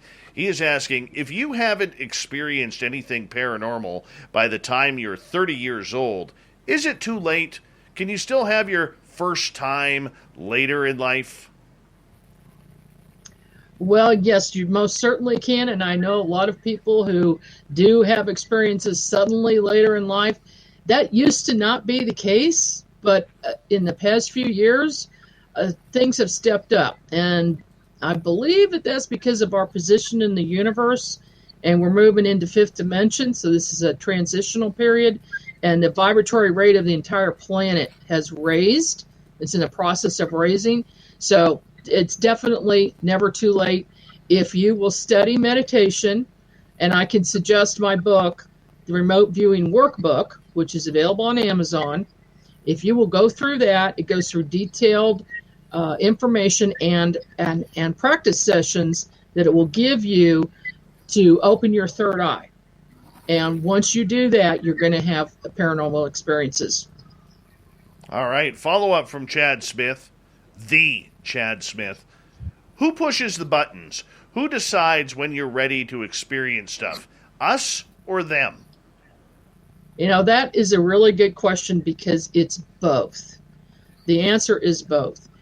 People experience things when they're ready for them, but sometimes there's somebody on the other side who is, like with me, did that activation for X-ray vision. And it seems that they're there a lot of the time and will help you and give you a push. It's that little voice in your head that you don't know where it comes from, or you might actually hear something, or you might just get a feeling that you should do something, and you're ready, and you'll have the experience. But you won't have it until you're ready for it and until you can deal with it. Jennifer is asking, Margie, what are the hopes of the ETs you have been in contact with the people of Earth versus the hopes for the opposition to those ETs? Well, the hopes for most of the extraterrestrials is that we will become a non-warring and more highly evolved and higher consciousness group of people on the planet. And if you look at what's going on in the world today, sometimes that seems utterly hopeless, but yet they are there to help us, and we are gradually raising consciousness, and it's a very slow process, but hopefully someday we will look at everybody at that level, and there won't be any more war, there won't be any more conflict. there will, all of this stuff will go away. It's just taken longer than we want. Black Dragon, former Marine, we love them around here. We love our veterans around here. Is asking, when you had your Mothman encounter, did you feel the Mothman? Yes, I knew the presence was there in both of the cases I mentioned. I knew that it was around, and now, oddly enough, one of the witnesses that I met in 2012, that I have been investigating, and he has ongoing experiences. When one is around him now, I feel it. I know it. It doesn't matter where he is. He could be miles away from me doing whatever he's doing, and he works nights, and he's an Uber driver. He goes to the airport a lot and drives around town. But if it's hanging around him, I also know it. I feel the presence at the same time. So it's almost like once you have had that contact, you have a connection to that being. And, this happens with other types of beings as well. But this one in particular has a certain type of energy around it. And when it's there, your spidey sense goes up and you know it. All right, let's get to another question from our audience. This one from Jennifer. Aside from a skeleton, how did Valiant Thor appear to you, Margie? Well, Valiant Thor never appeared to me as a skeleton. That was the massage therapist that turned into the skeleton. Valiant Thor has always appeared to me as just his head, his face, or infrequently as a full-bodied apparition that's transparent, or on one or two occasions as a ball of light. So, but most of my contact now is telepathically, or I'll travel astrally or remote view him and his craft. I will go to him, and he has actually taken me on the craft several times and shown me around, or one of his engineers or somebody takes me around and in my astral body or my etheric body, and I've been inside the ship and I know what it looks like. I've been on all three floors, and I've seen the engine room, and they showed me how, part of how their propulsion system works. But he usually does not appear unless it's something very important. It's telepathic communication, just speaking, and I'll say something and he talks to me. I hear his voice, just regular conversation. All right, Merle, this one's for you. This is from Lazarus Project. Do you eat breakfast for dinner, Merle? 100%. I think it's weird, Dave, if you don't. You're weird. You are weird. Nope, I like a strong bacon and eggs, runny yolk with toast for dinner. Disgusting. Any day of the week. Disgusting. With a good hash brown. How about you, Margie? I think that's a musician thing, because we're used to staying up late and working gigs late and then getting breakfast late. So, yes, I do like breakfast for dinner. I like a good tub of Lucky Charms, too, sometimes for dinner. If I would have known this is the way this interview was going to go, I would have called it off the air right off the bat here. There's never a need for breakfast for dinner.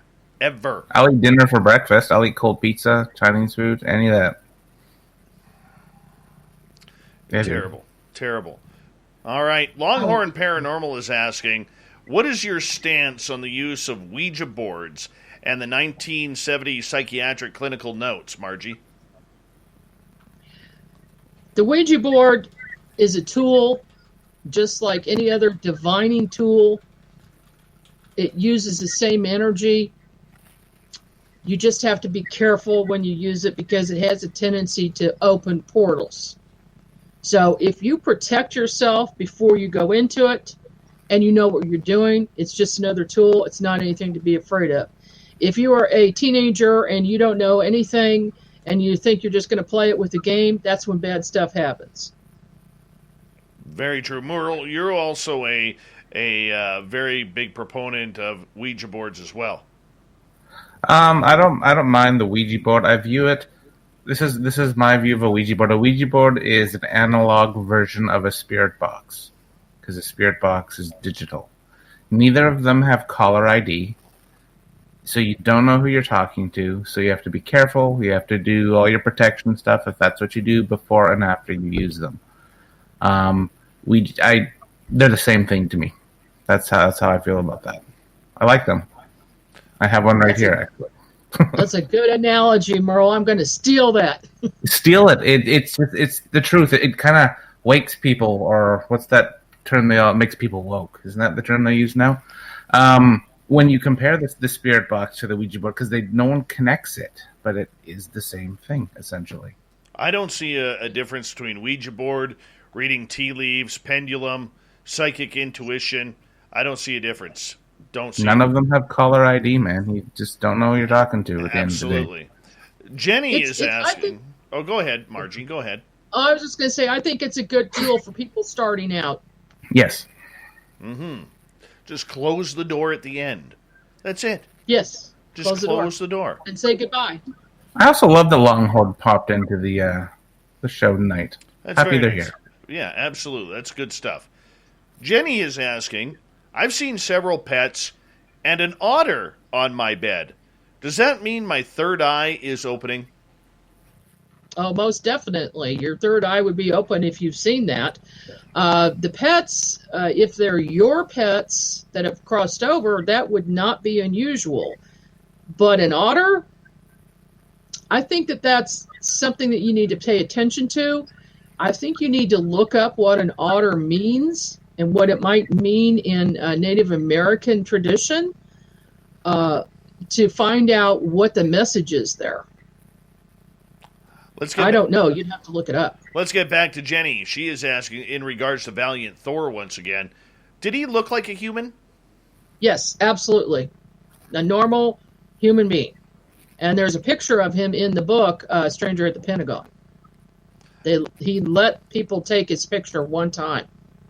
I know the feeling because there were three of them there. There was another lady and a man in that photo as well. Yes. I know the photo you're speaking of. They're his crew members were with him. Yes. And they don't age, by the way. And he doesn't have fingerprints. He's a created being. All right, we are moving on here on Spaced Out Radio tonight. YJ is asking, who would win in a galactic conflict if all alien species went at it? I don't know the answer to that question. Me either. Me either. I have a feeling, though, that somebody mentioned earlier is Valiant Thor the boss. Yeah, I think he's the boss. He's the commander of this fleet. And they do have craft all over the planet, surrounding the planet in space as a protection against negative ETs. So now I can't really answer that, but I suspect it would be this group. All right, Mennonite Abe is asking, what are ghosts, spirits? Are they echoes of the past? Aliens? All of the above. Ghosts are spirits of human beings who have crossed over. They're in fifth dimension, and sometimes you can communicate with them, sometimes not. Then there are, when you say echoes of the past, that's what I call a time imprint. When you might see something that looks like a ghost, but what you're really watching is a movie of something that repeats over and over, and those entities do not interact with you. You are just, and a lot of times it happens in older houses where people have lived in there before, and maybe they died in the house and they have an attachment to it, but they might not be. They might be, out of the house, but the imprint of what they did over and over and over again still remains there. Now, aliens, yeah, I did a case where a lady was asking me for help. She was very poor. She did not have cable TV. All they had was radio. She didn't know anything about aliens. She told me that she was being invaded by ghosts almost on a nightly basis, and they were bothering her disabled son. And when he was sitting in his wheelchair, when he was in his bed, and they kept coming in, and they were throwing things throwing dishes and closing doors and turning lights off and on. And one day she called me and she said, I saw these 3 ghosts that came in through the walls last night. I said, and I'd been working with her for several months, working on the idea that these were ghosts. And I suddenly knew that they weren't. And I said, what did they look like? She says, well, they were about 3 or 4 feet tall. They were gray and they were transparent. I could see through them. They had big heads and big eyes. I said, oh my gosh, these are not ghosts. These are ETs. So, if someone doesn't know what they're looking at, which is hard to believe in this day and age, but there are people who are isolated, they might think an ET is a ghost. All right, let's move on here. Paula on Twitch is asking, do different color orbs mean different kinds of beings or something else? Well, the orb question is a big one. When I have remote viewed some orbs, like the Joplin spook light, for instance, I see a Native American in a crouched position in this orb. So to me, that was a spirit. And a lot of people believe that some of these balls of light are spirits, and then other people believe that they're a probe of some type from some type of other intelligence that's sending a probe down to look. I worked on a case that was a paranormal case in Clinton, Missouri. And while I was on site, we were taking pictures at dusk. And the witness said, every night at dusk, all of these orbs come down the hill. And they come over the hill and they go through all of the trees. So while I'm standing there, I see a Native American shaman in spirit form amongst the trees. And he's going around and around in a circle. And then he comes in the house. And he goes around the house in this circle. And I said, he's here. He's doing something for protection because some negative thing happened. A bad thing happened on this site, and I saw it fighting. But it was between 2 Native American tribes a long time ago. And there was a lot of death there. And this shaman keeps coming back to keep the negativity at bay because there's a negative vortex there. And then we see the lights start to come down the hill. And here they come very, very slowly, just floating along. First there's a few, and then there was at least a dozen that came down. And they came out into the yard, and they're floating there. Well, I'm taking pictures. I get done with this investigation, go back, put it on my computer. There is an ET sitting inside one of the orbs behind a console like he is driving this little craft. And I had 2 other cases where this happened, where they're orbs, they're balls of light, people think they're spirits. I get, and we get the pictures blown up and we can see ETs in them. I have another investigator friend of mine who did the same thing. She took pictures. I honestly, I can't say anything definitive either way about what these things are. Very cool. Very cool. We've got about 5 minutes to go before we're going to go to break here at the top of the hour. Ghosts of the Great White North with Merle and Margie K tonight. And Sandra is asking, can you see an ET once and then never see them again? Absolutely. That's happened to me. The 3 ETs I mentioned earlier that were working on my feet, I've never seen them again. I seen an ET who was gold in color and was glowing with a big bulbous head in the back. The cranium came way, way out. He was working on me on my stomach one time when I woke up. And I think I scared him when I screamed. But, I've never seen him again. There have been a number, but there are also some that I see frequently, that I communicate with frequently and have seen. So it could be a one-off deal. All right. Greco is asking, can human ghosts attack aliens or the alien ghosts? No. Or vice versa? I don't know. My mother, when she crossed over to the other side, contacted me only a week later. I was surprised. And I asked her what it was like on the other side and what was there. And she told me that aliens are actually in other, higher dimensions, but they cross through the fifth dimension. So she said that their spirits, so the ghosts, see the ETs crossing through, but they're not hanging out there. They don't stay. They don't remain in fifth dimension with them. But as far as attacking, I don't know. I'll need to ask my mom, and I'll get back to you. That's one way to put it.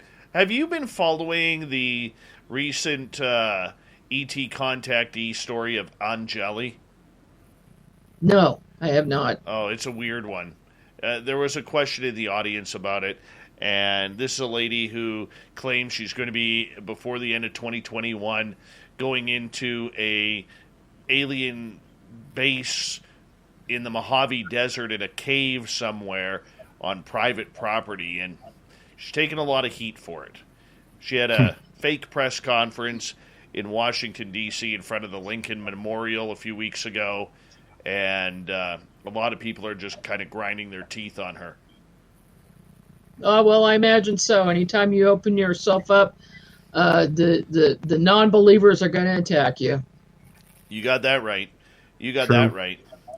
With 2 minutes to go here, how do you deflect your criticism of people who question your reality of what's happened to you and what you've seen? I just ignore them. Fortunately, I don't have too many that are skeptics that I speak to anyway. They might be saying something behind my back. I don't know. But I choose to just ignore it, because all that means is that they're not ready to understand it yet. And when you say understand it yet, can you go into detail about that? Well, they haven't had experiences like that themselves, so they just don't believe it's possible. And this is usually people who are left brain. You know, they're extremely analytical and they're unbalanced. And until they open up and get their left brain working, they're never going to experience anything like we do. Yeah, we don't know anybody like that around here. Anybody. Right. Oh, because, and I think that's a logical answer, because, the one big thing that a lot of people are yelling these days from the rooftops of social media buildings is proof. Where's the proof? We're tired of the stories. How do you deal with people who say, you got some great stories, but, do you have any proof? Photographs, video, things like that. I've got some photos and videos, but most of it is telepathic, and you have to be able to see these things. So you've got to get your mind at a certain point where it can be, change your level of consciousness. And until you open your mind to that possibility and try it, it's just not going to happen. Merle? What do you think? We got 40 seconds. What do I think about the about what, Dave? The experiences. I believe stories. I think everyone has a story. I believe there's truth to stories. There are also people that like to make stories. I think stories are fine but for me, like with UFOs, I have to experience it. But I like talking to Margie because I'm learning a lot about it. Whereas before, I'm more closed off because I'm very analytical, yet I have a ton of ghost experiences because I do the paranormal research. I'm trying to apply it to different genres of the aliens and all of that sort of stuff. The Mothman stuff, you totally got my ears up. I'm going to be researching it tonight. All right. And on that note, we have Merle, we have Margie, and we have me going into hour number 3. Next on Spaced Out Radio's Ghosts of the Great White North with Merle from Paranormal Road Trippers and Margie K. MargieK.com is her website. Hour 3's right around the corner. Stay tuned. Spaced Out Radio continues.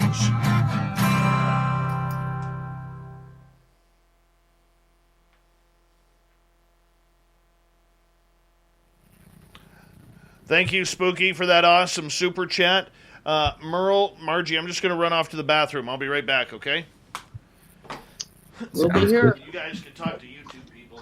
I'll be here. Yep. Somebody asked about proof earlier. Mm-hmm.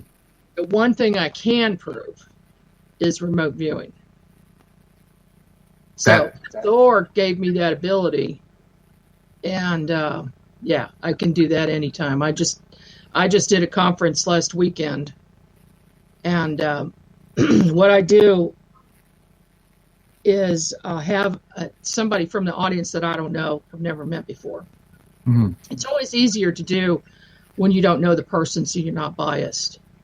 And I'll have them come up on the stage, and I'll scan them. I'll do my P scan, which is a psychic scan, and then just go through their body real quick and find any issues. And then I'll tell them what I see, and then they tell the audience. They turn around and tell how accurate it is. And so far, that has been 100% accurate. I've never had a case where I did not see anything that wasn't true about that person. Now, I've had a couple of people where they said, no, I don't have that. And I said, well, you need to see the doctor and you need to get a test. And they both called me back and then said, yes, I did have that. I want a P scan. I can do a P scan for you. Scared. Long distance. Yeah. Don't be scared. Okay. It's not bad. And then the thing about it is too, I forget everything because I'm in a light trance state when I do it. I have no idea what I just told the person about themselves. Same thing with when I do psychic readings. I don't remember anything after, so I tell that person they need to record it or write it down, whatever I said. Mm-hmm. Okay. And that's what I want to talk about the last half hour is the P scan, and that really intrigues me, that stuff. Because I think you're the only person I've ever heard that does that. I know there's others, but yeah, I don't know. That's really interesting. I want to ask you so many questions about it now, but I'm waiting. I'm going to wait the 3 minutes when we're back on the air. Okay.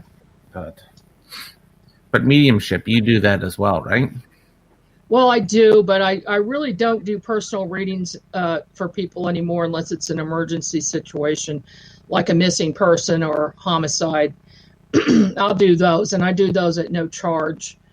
And then I'll allow other people, if they just want a standard reading, I'll do one a year for them because I do not have time.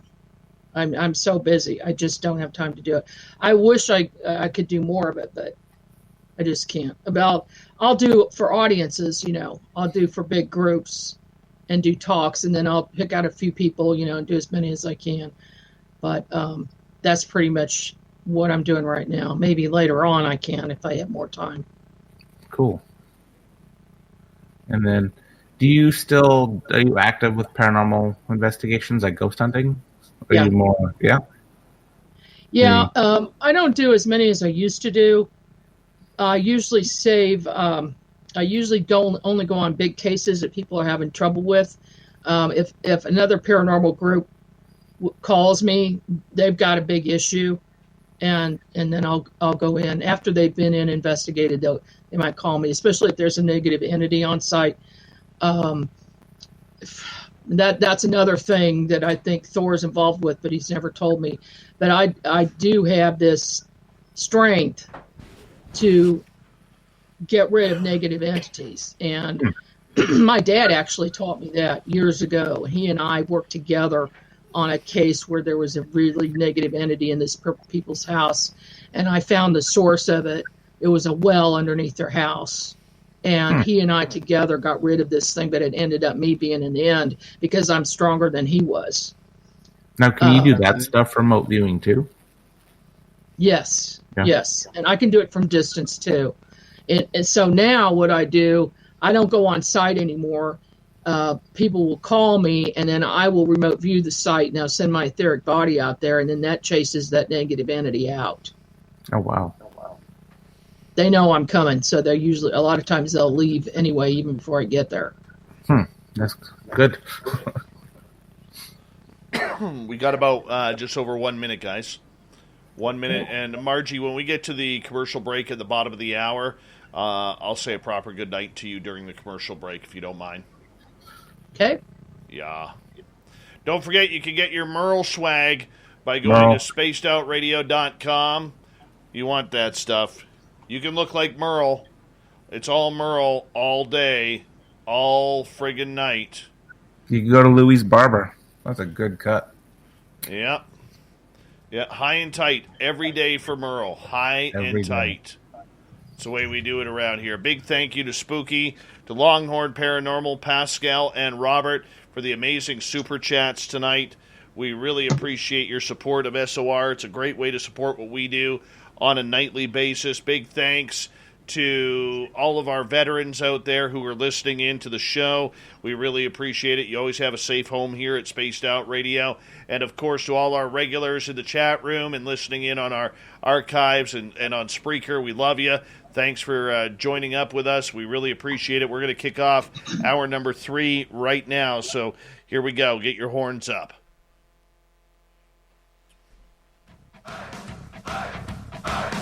Would you like to connect with us? Head to spacedoutradio.com for all your latest show info. Now, back to Dave Scott and SOR. Here we go with the third and final hour of Spaced Out Radio tonight. My name is Dave Scott. Thank you so much for taking the time to join us. We really do appreciate earning your listening ears wherever you are on this beautiful planet we call Earth.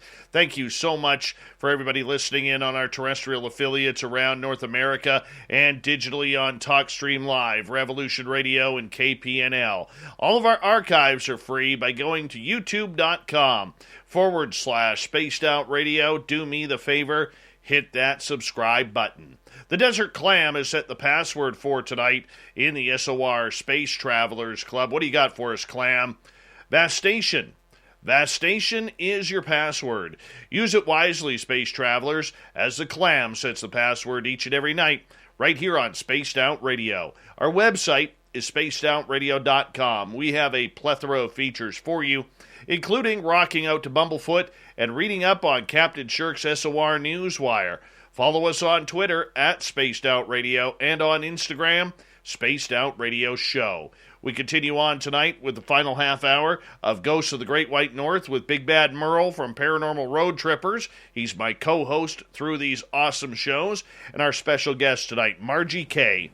MargieK.com is her website. You can find her books there.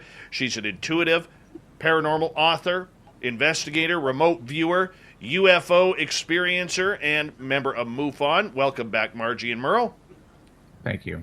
Thank you. Now, Margie, we wanted to get into your healing. You have this ability to psychically connect with a person's body. Explain how this works. Well, I call it a P scan. It's cheaper than a CAT scan. It's a paranormal scan. So what I do is I send the energy out through my fingertips and scan the person's body. And it doesn't matter where they are. What I do now, usually Zoom with somebody to do it. But if I'm in person, I'll do the same technique. I'll scan their body with my eyes closed, and that information will come back to me in my mind in like a video that I'm looking at. And I'll look inside the body, I'll look at the bones, all the organs, the tissues, everything. And if there's an issue there where there's something wrong, it will stand out. I'll be pointed to it. There'll be a color about it to make me pay attention. And then I can even request to see on a microscopic level and look in the blood. So I'll see things. Now, some things I know what I'm looking at, but other things I don't because I don't have medical training. So I will, to see what it looks like, describe it to the person, and then they might know about it. Most of the time they do know about it. Sometimes they don't know what's going on. And if it's something that needs attention, then I'll say you need to get opinion from a medical person and get that checked out. And this, I mean, that's basically how I do it. I know that it's difficult to teach. It's difficult to describe. I was, just these ideas came to me after I had that experience with Thor, with the X-ray vision, but it's gone way beyond that. It's like better than an MRI or a CAT scan, because it's as if I'm actually in the body looking at these things. And so, I see past injuries that bother people. I'll see inflammation, arthritis, swollen joints, the gamut. I've even seen blood disorders with things in the blood that aren't supposed to be there. And, I see a shape or something that's not supposed to be there. It will just stand out for me. Now, usually when I do that scan, the worst thing comes up first. And then as I'm working, I do like a 50-minute reading for people, and I start off with that. So that'll take about maybe 10 or 15 or 20 minutes to go through, depending on how many health problems that person has. And like I said, sometimes I had one case where a person thought she had cancer. She had been told by a doctor, and she was very upset about it. And I did a scan for her, and I saw an infection in her lungs that was red. If I see cancer, it's black. Okay. So I said, I don't think so. I think you need a second opinion. She got a second opinion. No cancer. She only had an infection. So it works like that too. It works for the good too.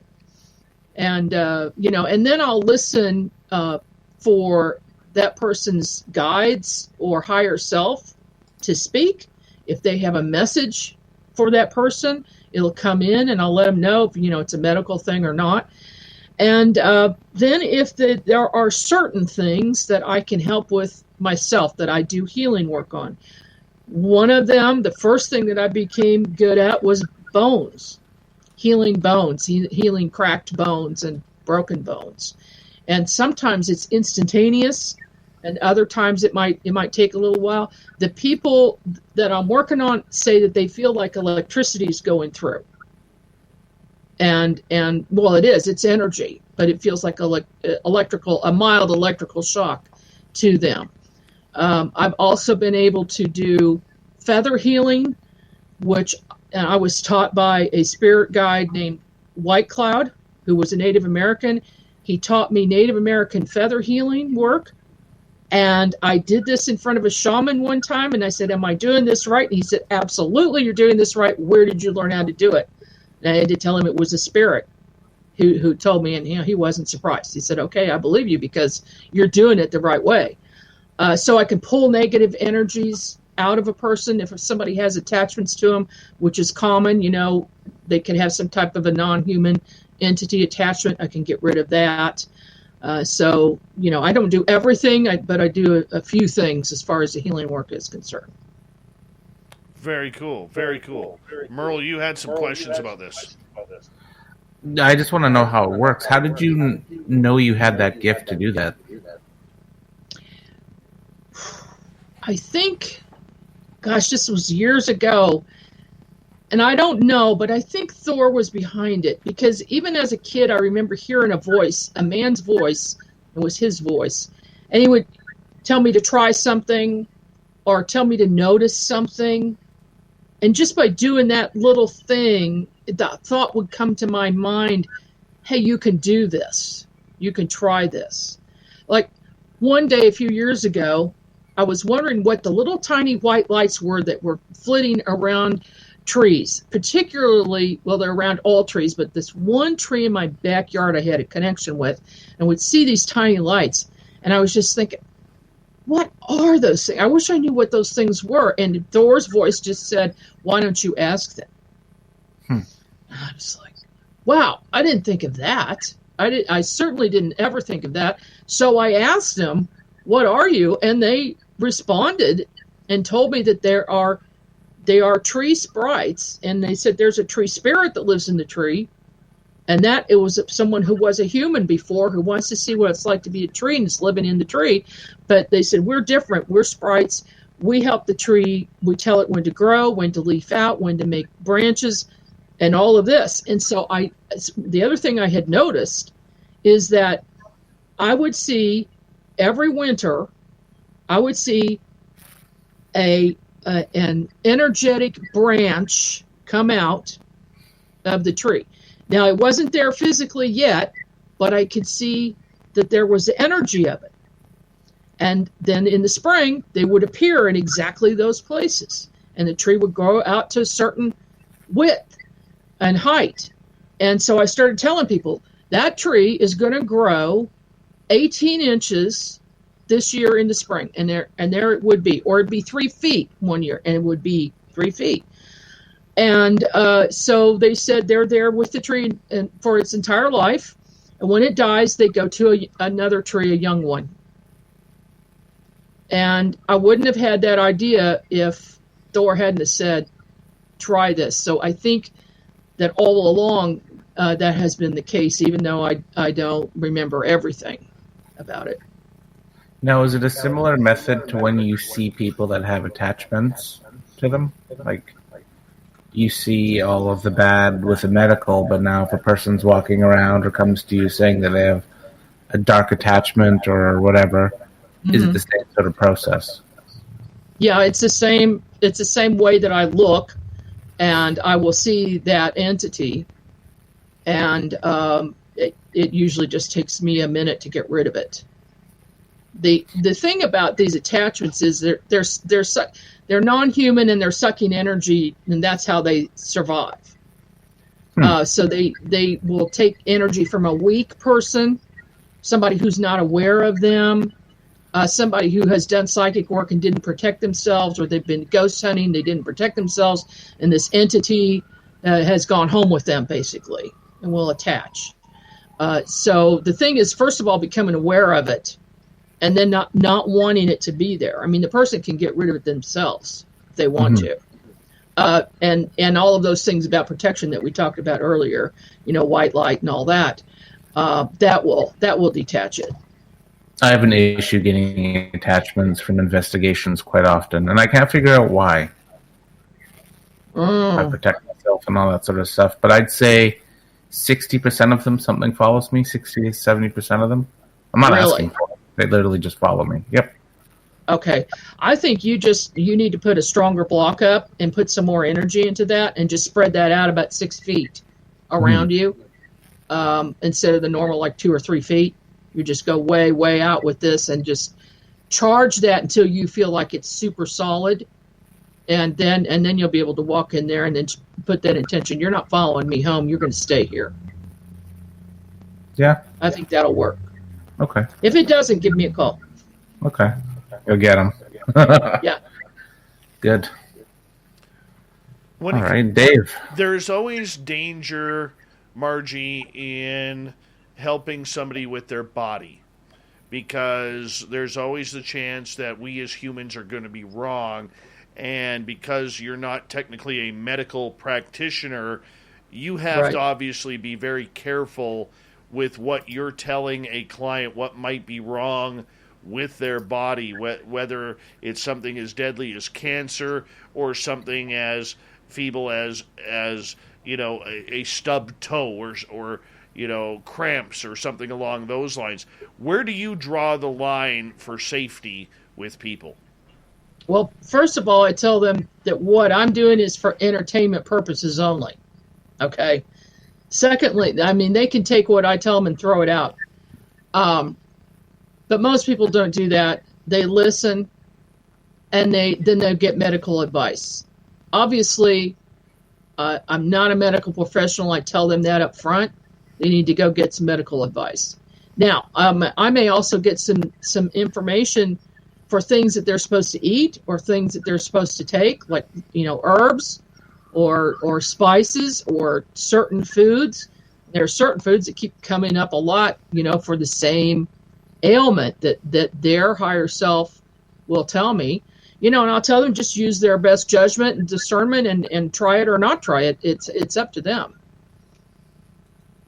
Mm-hmm. Have you ever had a case where you have potentially gotten into trouble for that? Never. That's good. Never. That's good. And I even have done work with chiropractors and nurses who've asked me to help diagnose. But that's at a distance and nobody knows about it because I am so accurate. Wow. You also work on police cases and cold case files. What's that like? Because I know from talking to police officers, they want to keep that very quiet. There's a lot of things the police keep very quiet. And I'm just curious what you know about that.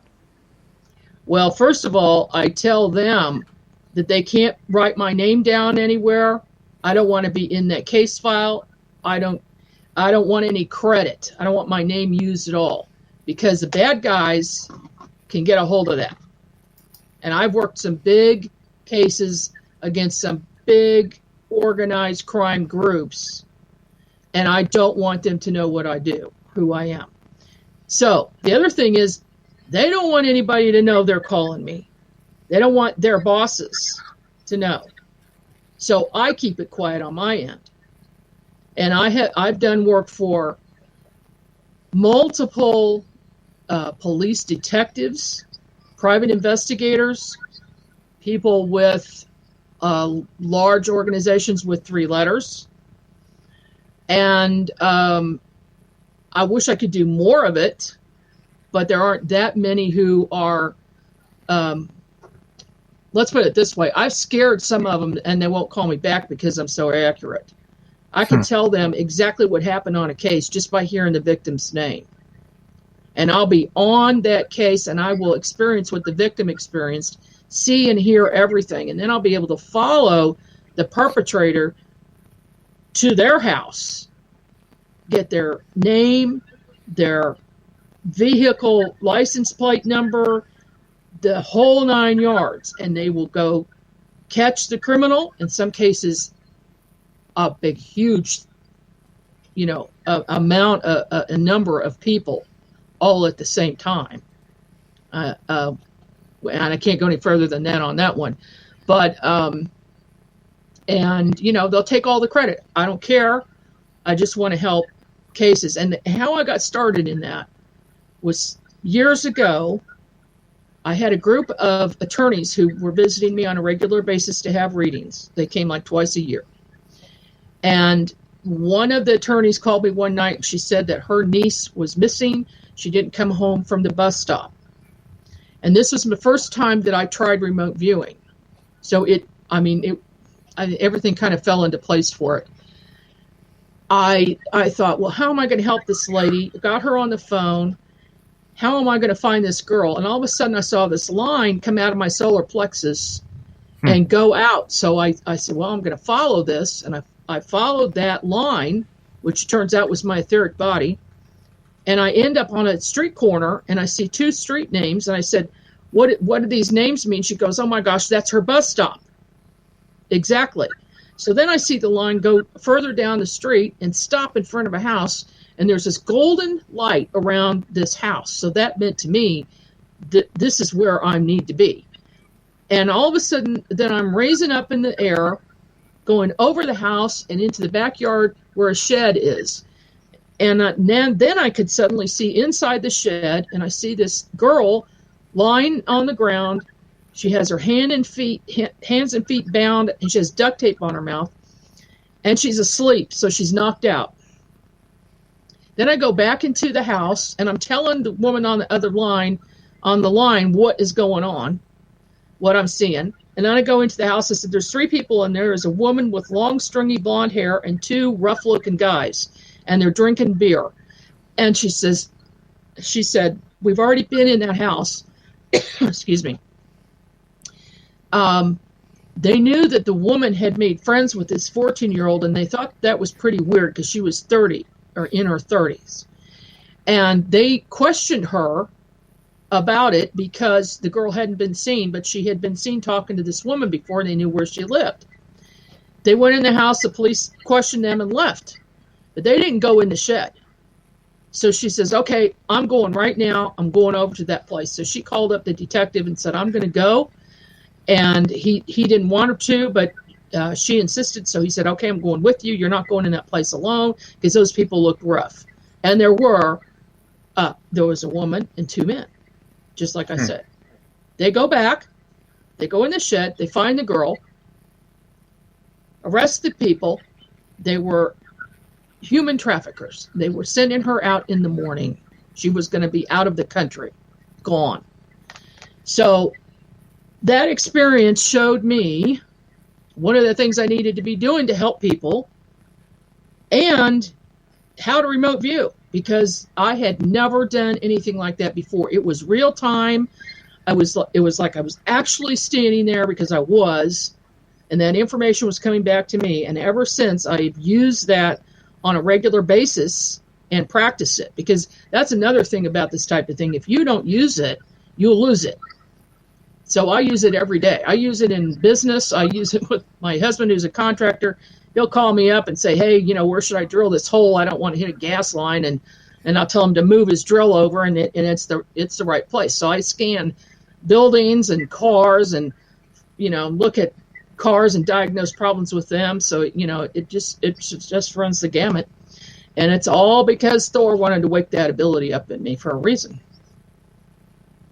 Interesting. We've only got about 3 minutes left with you tonight. This has flown on by, and I really do appreciate you joining us, Margie. And like I said, I want to get you back on, because there's just way too much that we could be talking about. It was like a preview night. I know. It was like a 2-hour Margie K infomercial. That's what it was. But I'm very impressed with you. Could you do us a favor? Let everybody know where they can find your podcast, your YouTube channel, your books, your website. Well, the YouTube channel is Unex Media, or Unex News Network. Just search for that. You'll find it. MargieK.com is my main website. Unex Media is my publishing website, and I have a new radio network that's coming on at the end of October. We're going to have multiple shows on that. So we do publishing, and I'm going to be doing I've done conferences every year, but now they're going to be under Unex, and we're doing a UFO and paranormal conference next year in 2022. So a lot going on, and I've got some more books in the works. I've written 14 books, and I've got more coming. And really appreciate being here with you tonight. Really good questions, guys. I appreciate it. Well, that's kind of what we do around here late at night up here in the west coast of Canada, is we like to have fun talking these subjects. And Merle, tell everybody where they can find your stuff, if you don't mind, for the Paranormal Road Trippers. You must all go to YouTube now and subscribe to the Paranormal Road Trippers. And then after that, go to Instagram and find the Paranormal Road Trippers. I've been uploading videos like a hot damn the past couple weeks here, and they're all fantastic, so please go watch them. And don't forget, you're one of them TikTokers. I like a good TikTok every now and then. Yeah, I do. Yeah, not me yet. Not me. I'm surprised. I'm very surprised. I'm a private investigator, and I know about TikTok, so no. Not me either. Not me either. I haven't gone down the TikTok road yet. I just don't feel comfortable about it. I really don't. Don't do it. I'm just telling you, don't do it. And you know what? My intuition says you're right on that, just so you know. It really does say that you're right. But you're right. Yeah. Margie, what a pleasure meeting you. This was a lot of fun. It really was a lot of fun for both Merle and myself to get to know you a little bit more. And, if you need any Canadian speakers at that conference, you have one in the paranormal and one for UFOs right here. The one hey, we'll definitely talk about that for sure. Well, let's stay in touch. And if you need any nighttime programming on your digital network that you're starting, we should talk too. We should, yes. All right. Most definitely. Guys. I'll put you right on the spot in front of my audience. That was kind of rude, but that's okay. That's okay. All right. Thank you to Margie K, MargieK.com. Thank you to Merle for hanging on out with us and being my wonderful co-host of Ghosts of the Great White North. Coming up next, the Unbiased UFO Report. with the fedora-wearing John Hudson. We'll be back after this on Spaced Out Radio.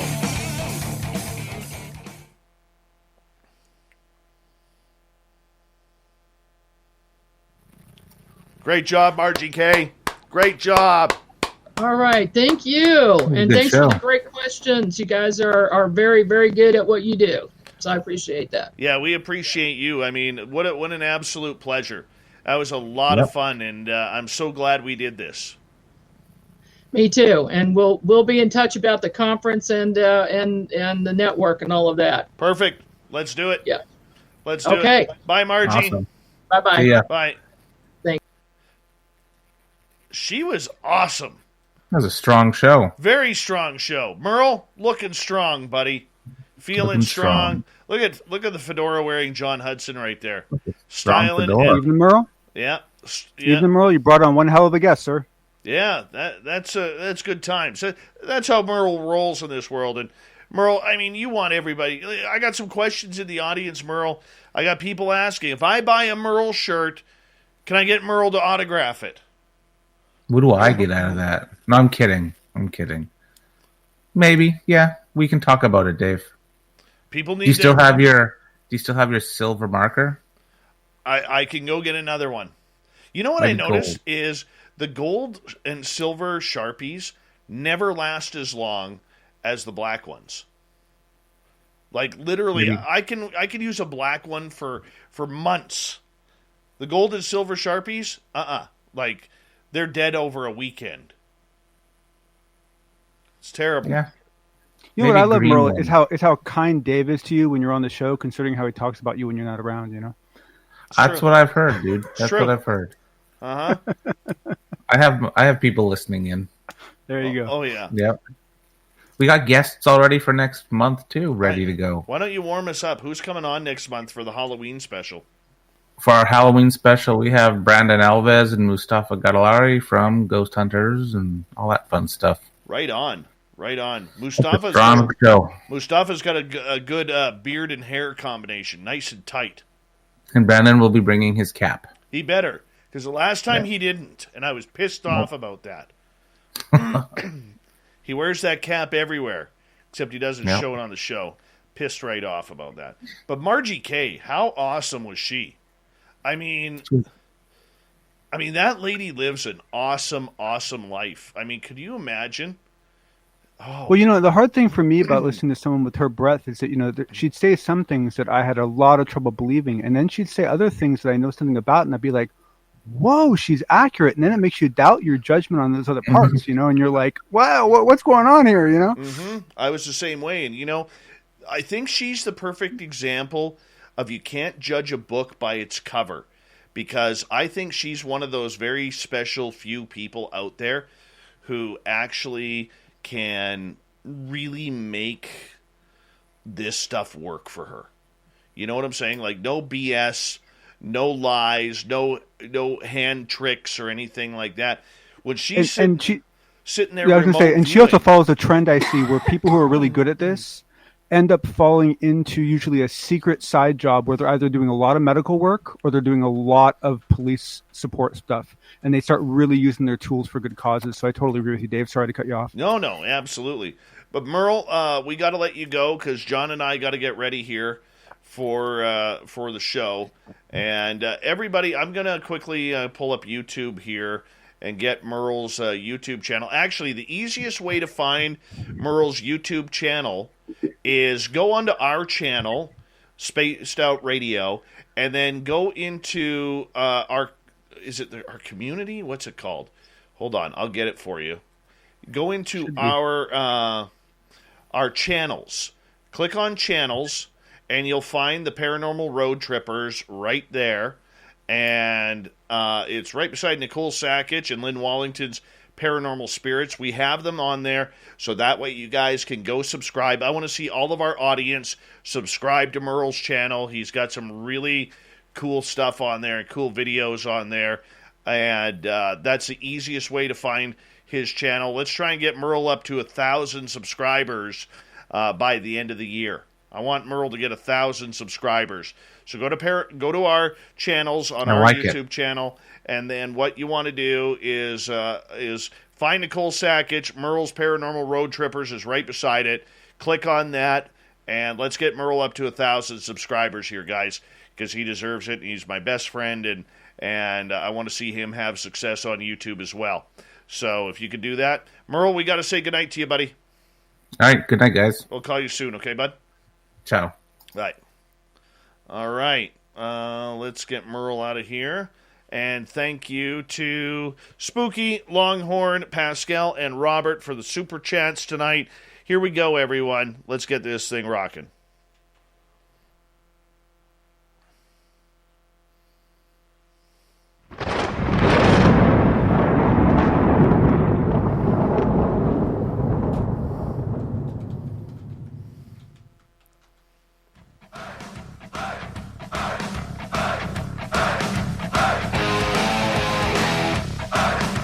Rounded third. We're heading for home tonight on Spaced Out Radio.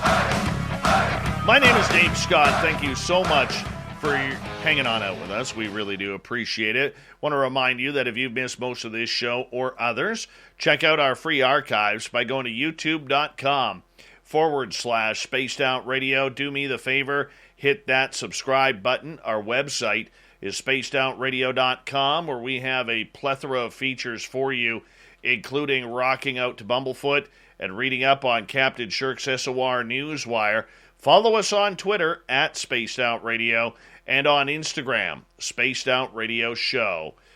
We continue on tonight. We got to get to some UFOs here, and that means only one thing and one thing only: the fedora-wearing John Hudson and the unbiased UFO report.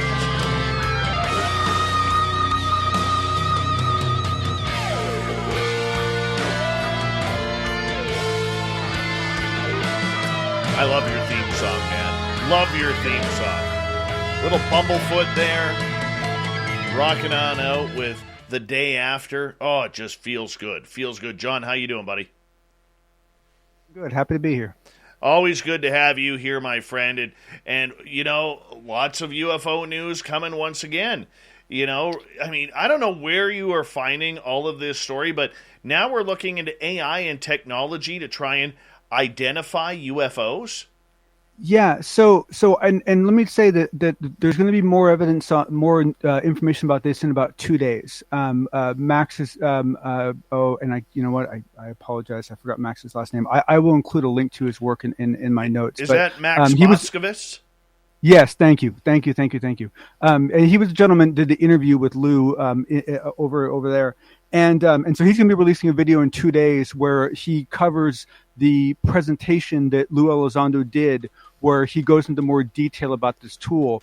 But I wanted to kind of get people. I'm sure a lot of people were a little confused when I brought up the other day, and so I wanted to just take just 1 minute and just kind of explain why a tool like this can work. Okay? Yeah, let's do it. So for those of you that aren't aware of how machine learning works, the big difference, and machine learning is just what normal people call AI.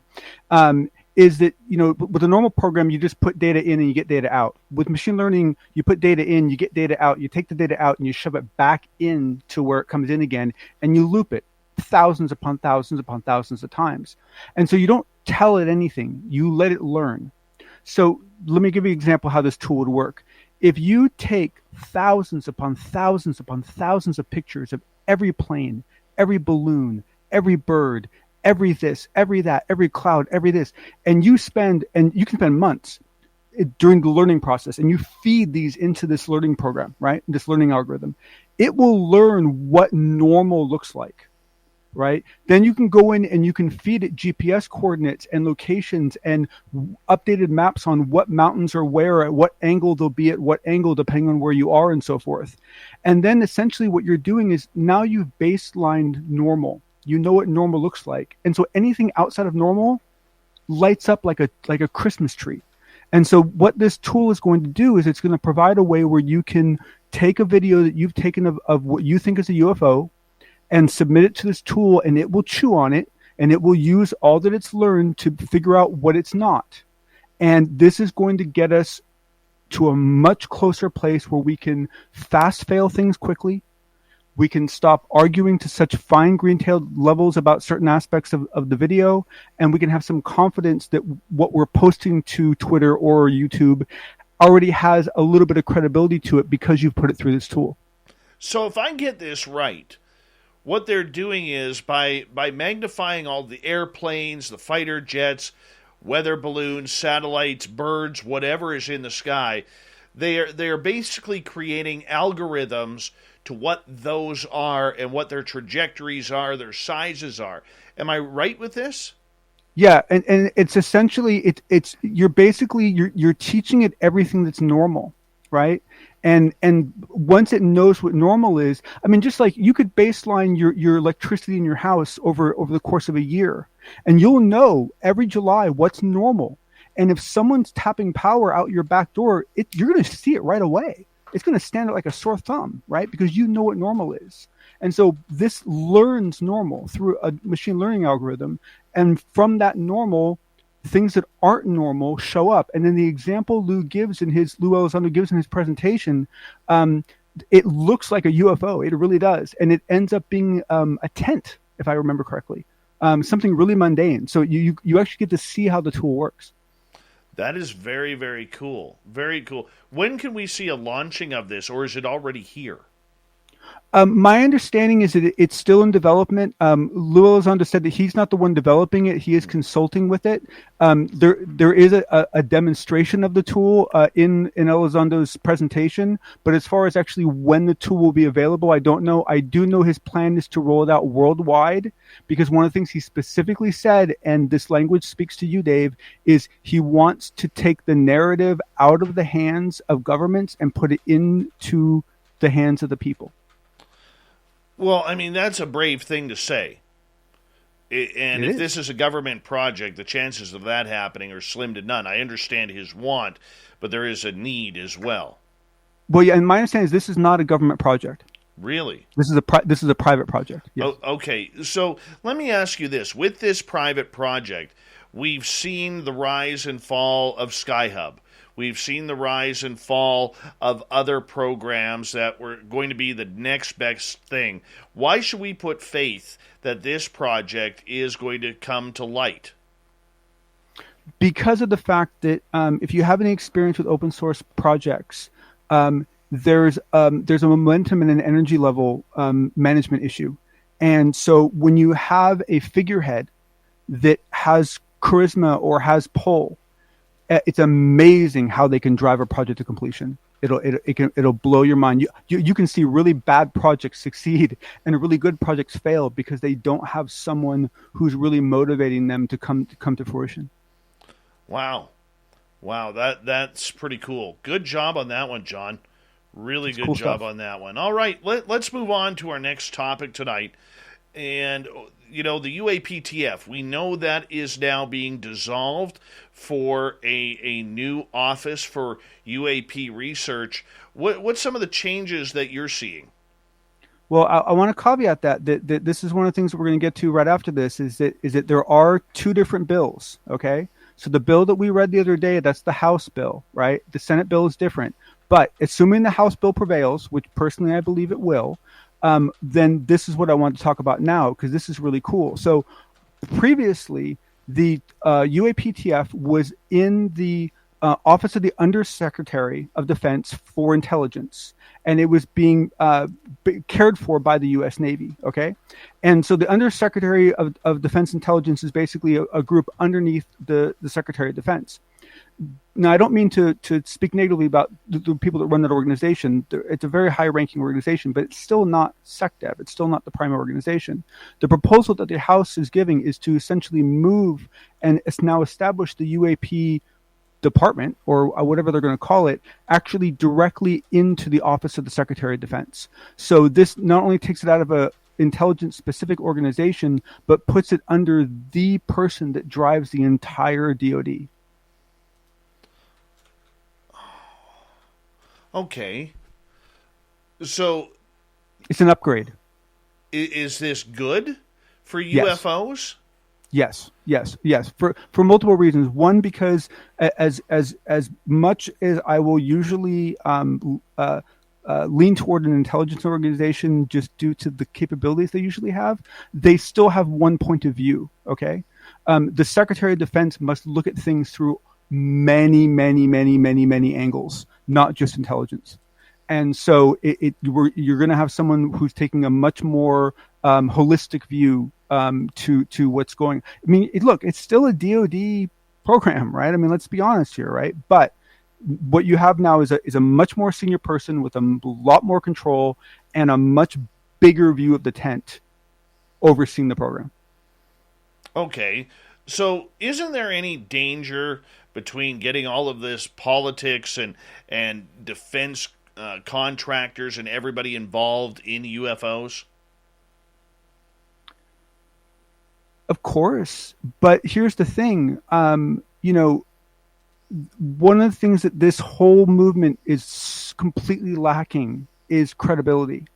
And while a lot of us in this community may have some shade thrown toward the intelligence or the DoD organizations, the truth of the matter is that in the general population, in the world population, if the U.S. military says something and the U.S. president says something, it has clout. It has credibility to a certain degree.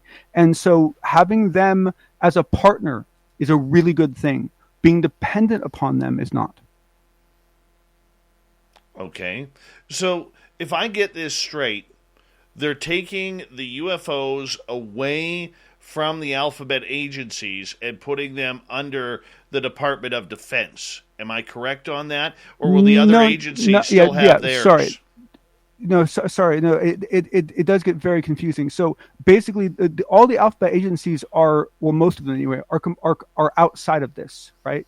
They're outside of the DoD, except for certain agencies like the DOE and I believe the NSA, and it gets very confusing. There are several intelligence organizations within the DoD. There are several intelligence agencies outside of the DoD. Most of the ones that you hear people talk about are outside of the DoD. There are some of them that are inside the DoD. This Undersecretary of Defense of Intelligence had purview over things like the DOE, but it doesn't have purview over, perhaps, for example, the CIA. Okay, what kind of changes? And this is where I get curious with this because, I think it's great that we're finally going to see a public forum, that this is getting public funding, public support from the government. What could shoot this down? What could bring this bill out of your Congress or out of your Senate and throw it to the garbage? So there's a small chance someone could shoot at it, right? Or Rand Paul, someone like that, right?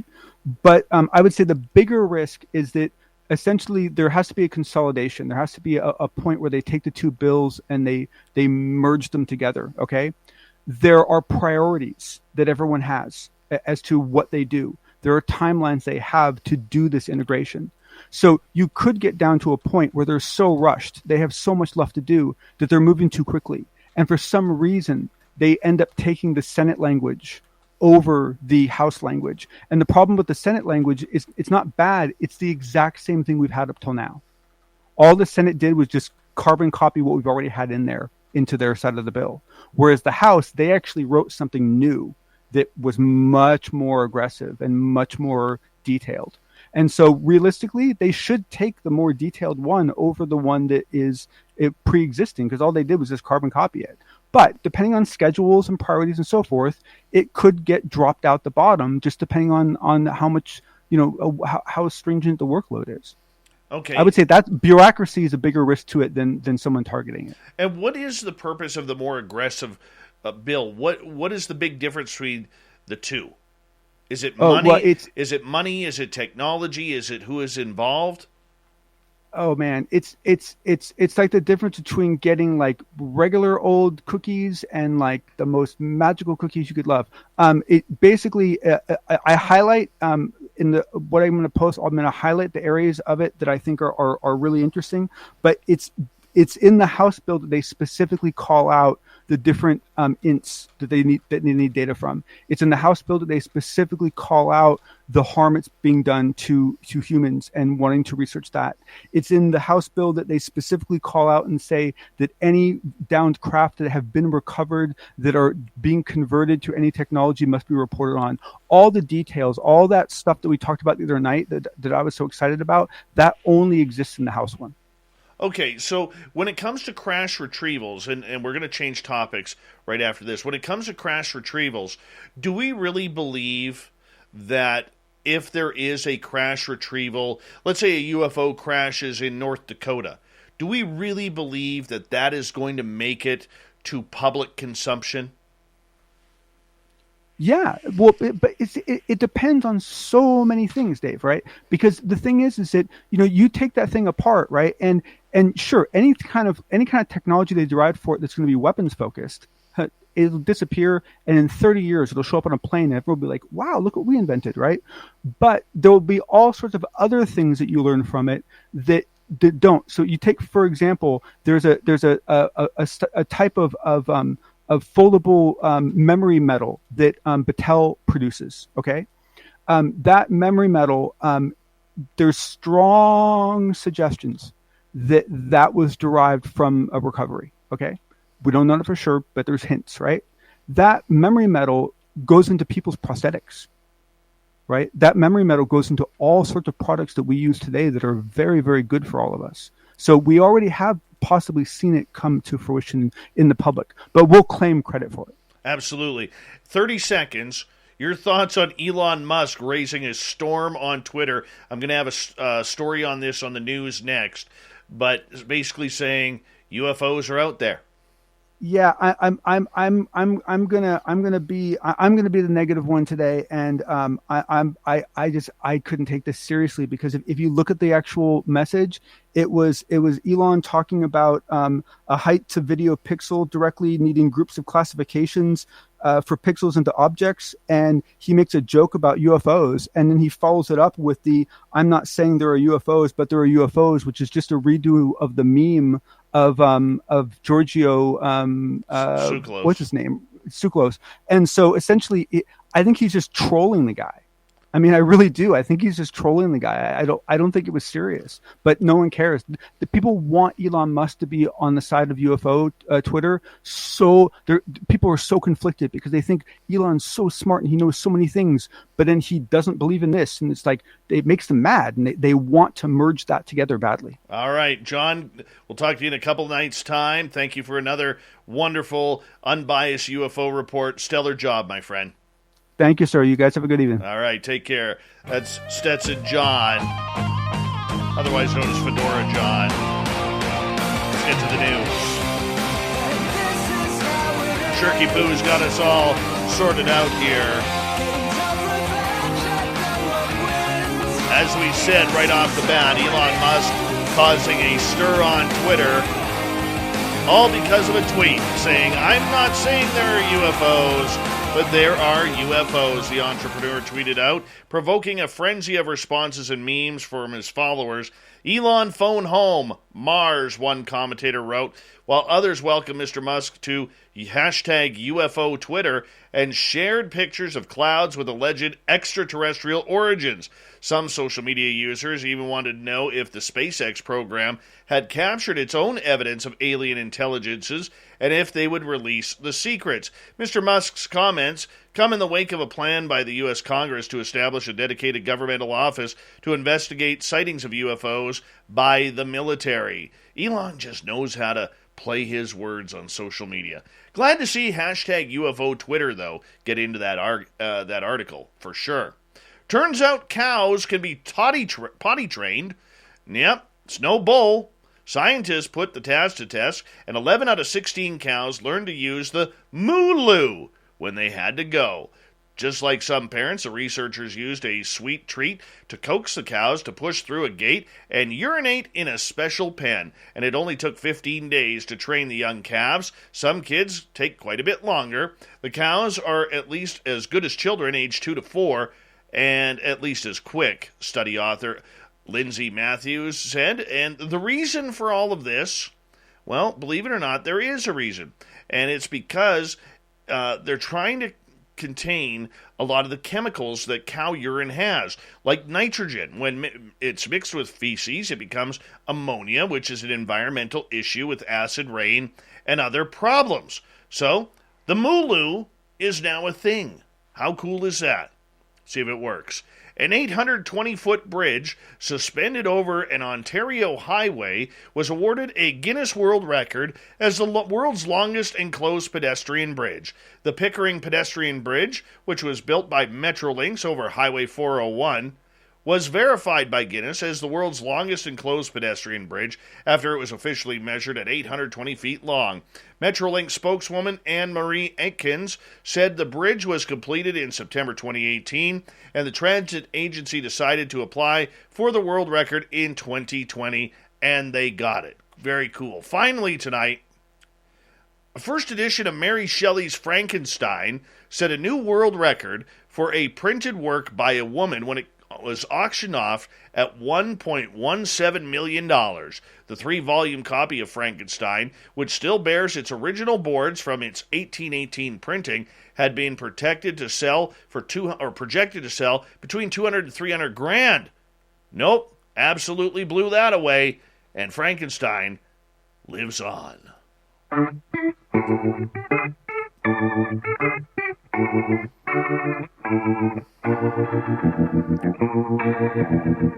Thought of the Day happens every night at this time, where we ask the listeners a question. Today's question is, paranormally speaking, what scares you?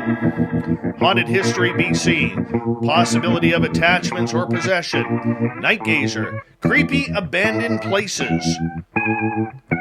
All right. I want to know in the UK, Big Bad John experiencing the joy of the paranormal Geordie, the demon seed. Secret Machines Dave, that there is no afterlife. Andrew, not knowing what you're dealing with. Strafe, Dr. Stephen Greer, if there ever was an evil specter with a twisted lizard smile. Toby, nothing, probably would be excited to death instead of scared.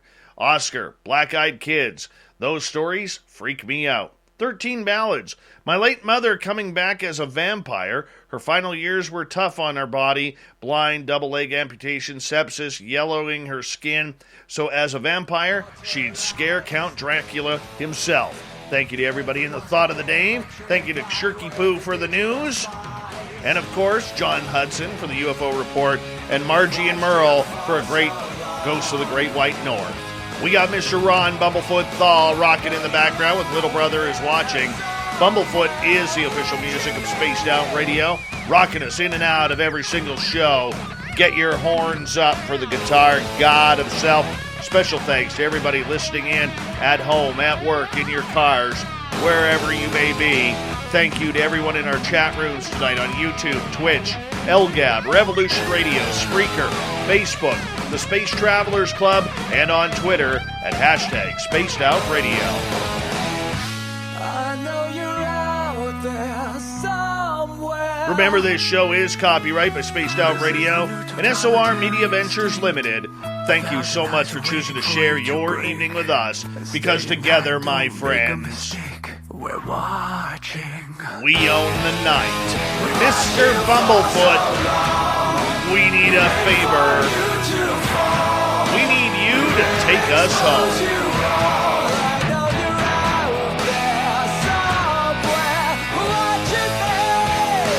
Yes, the Woo Train has docked for the night. But soon, my friends, we shall ride again. Your seats are always available. Your tickets never expire. And if you want to bring a friend, yes, we've got room for them too. Good night.